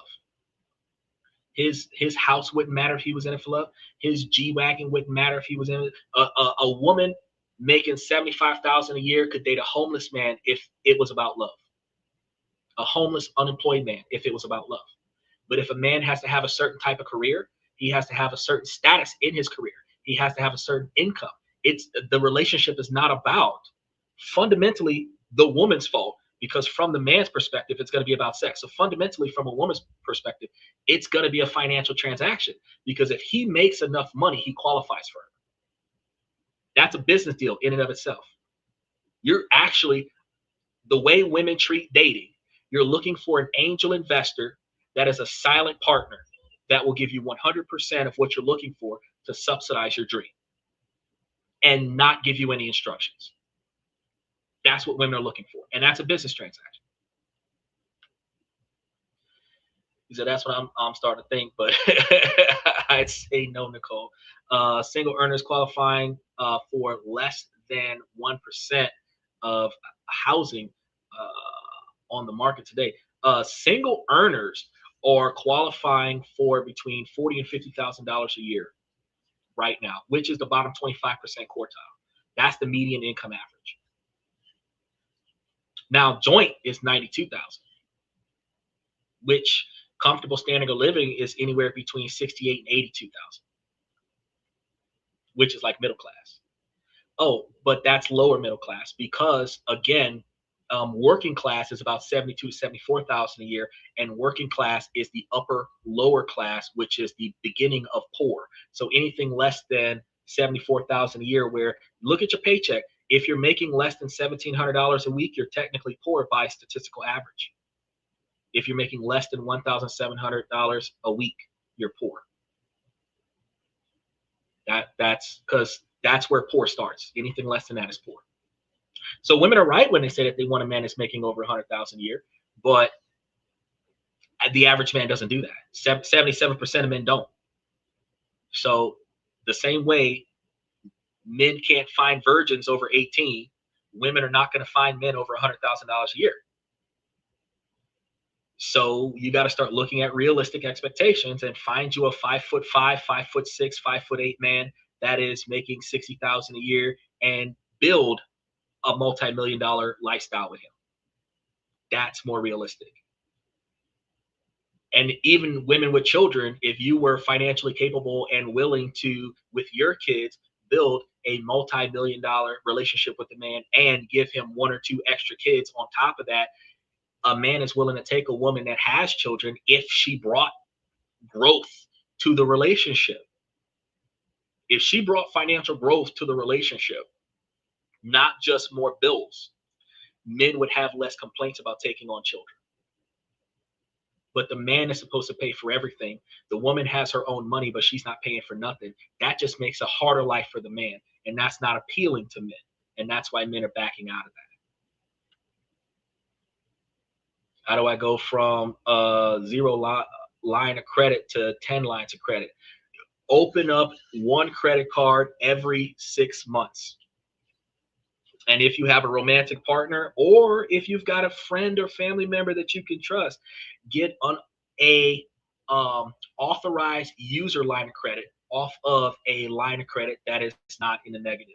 And if you and somebody else that you know starts up a credit card once every 3 months, where you start up a credit card in January, they start up a credit card in March, you start up a credit card in June, they start up a credit card in October, and every other credit card, you're an authorized user, and every other credit card, they're an authorized user. Two people can come together and get themselves a $500,000 line of credit in a very short period of time.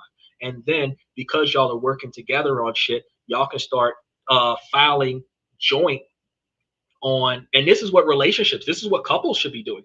And then y'all could file joint on cosigner on certain shit, because like a car, if both of y'all have a 750 and y'all cosign on a car, they're not going to tell you no. Your income and her income both work together. Y'all both make more than, y'all both have the highest credit score they've seen in a long period of time. They're going to give you that car and probably give you a bunch of discounts on it. Same thing with the house, right? But people stop intertwining their debt together. Well, they stopped intertwining their credit together and they started intertwining their debt together instead.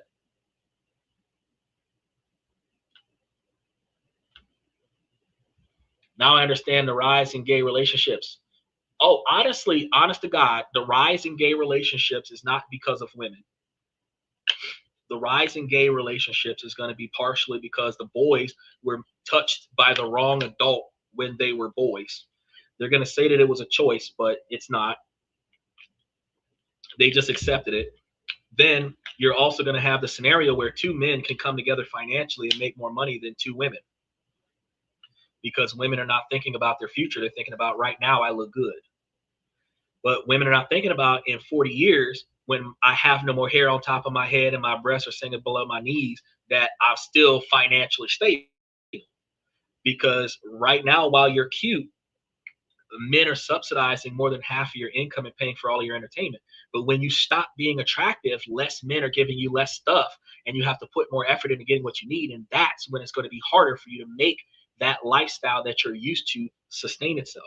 But for men, two men coming together, that's a fiscally responsible deal. Because men don't buy clothes for themselves. Men don't buy a lot of stuff for themselves. They'll wear the same clothes at 48 that they were wearing when they were 18 because it still fit.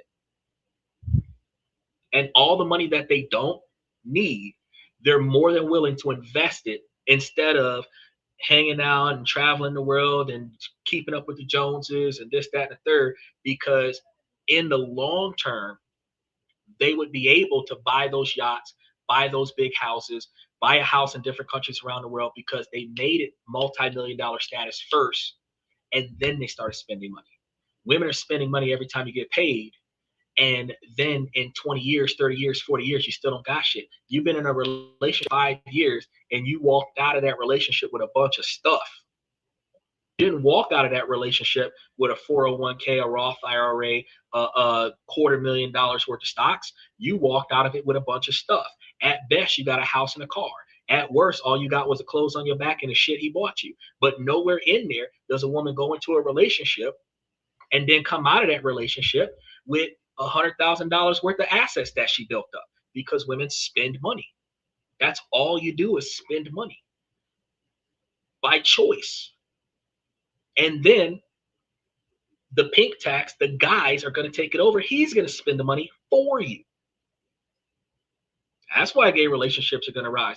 And then the conflict that women have. Think about this. A woman-woman relationship has more separations and more conflict and more divorces than a man-man relationship and a man-woman relationship. So when you take the men out of the dynamic, two women in a relationship have the same complaints that a man has in a relationship with a woman. So when you take the men out of the equation, who is the problem? I'm sorry, you brought it up. I wasn't gonna go there. All right, my dog is getting on my nerves. What I'm gonna have to do, I'm gonna have to wrap things up today. The ones I didn't get to today, I'm gonna have to get to next week. I'm gonna start off by saying, ladies, as long as the situation doesn't make sense, I'm gonna keep asking you ladies to make it make sense. So ladies, please make it make sense. I really appreciate y'all for coming to the show. Special shout out to Cody, Nicole, Claudia, Mike, Jolyn.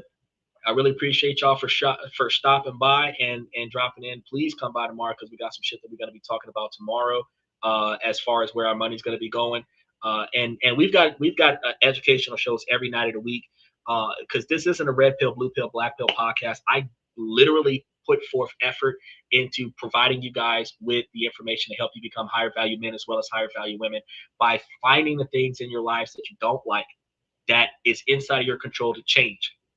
So that after you put forth the effort to change that, then you can navigate around the things in your life that you can't change. And you will ultimately have a better life. But by changing the way that you make decisions in your personal life, you save and make more money. Then by changing the way you handle yourself in your professional life, you can earn more money.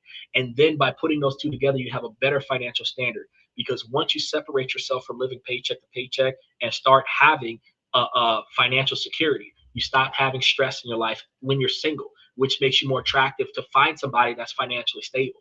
When you are financially struggling, you're going to dive into a relationship with a way to help cover your expenses. But now out of desperation, you're getting into a bad relationship. It's better for you to have your financial status set up where you are comfortable enough to stay single long enough to find a person that's going to match you. Because this is one thing I want to give you, ladies, the idea that you need to think about. The man that is good for you, the man that is on your level, that is willing and capable of doing for you the exact same thing that you can do for yourself. If you are finding a man that is doing more for you than you are capable of doing for yourself, y'all are not equal. Y'all are not on the same plane. He is socially and financially better than you are. And I know women from a hypergamy theory look for a man that can elevate her life. But technically, he has elevated your life because he is willing and capable and taking your current responsibility off of your plate. So when you was a do-it-for-yourself alpha boss lady, now you got a man doing that exact same stuff for you, which takes that stress off your plate and allows you to focus your attention on growth. That's when you have an equal.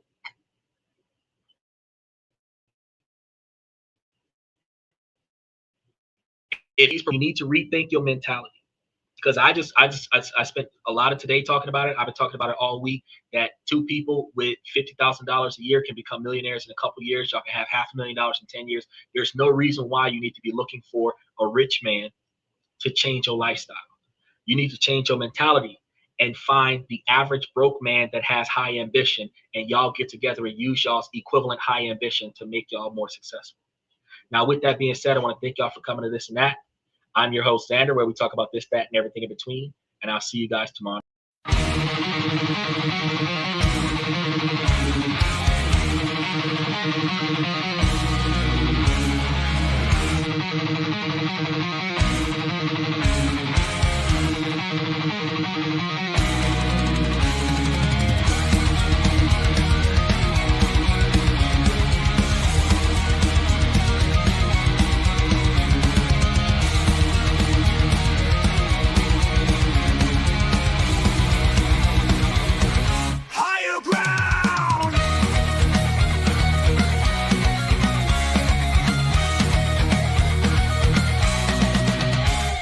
Chase validation, now I validate myself.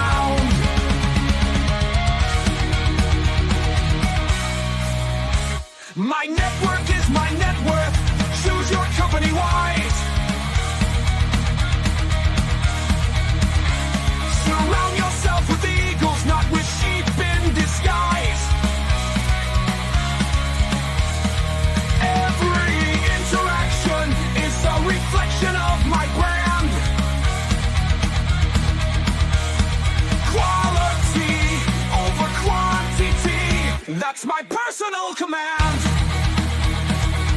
I'm not mounted on higher ground where excellence is found. My potential knows no bounds, raising the bar, breaking ground.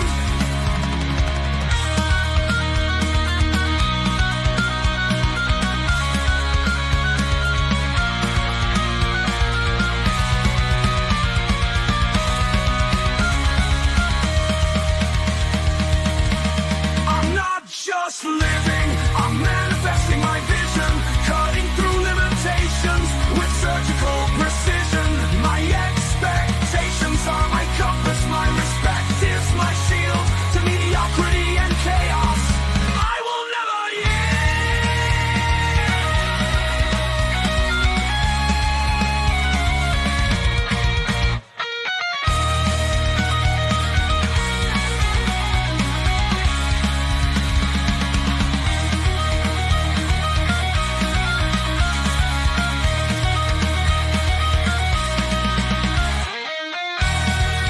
I'm not just living, I'm manifesting my vision, cutting through limitations with surgical precision. My expectations are my compass, my respect is my shield to mediocrity and chaos.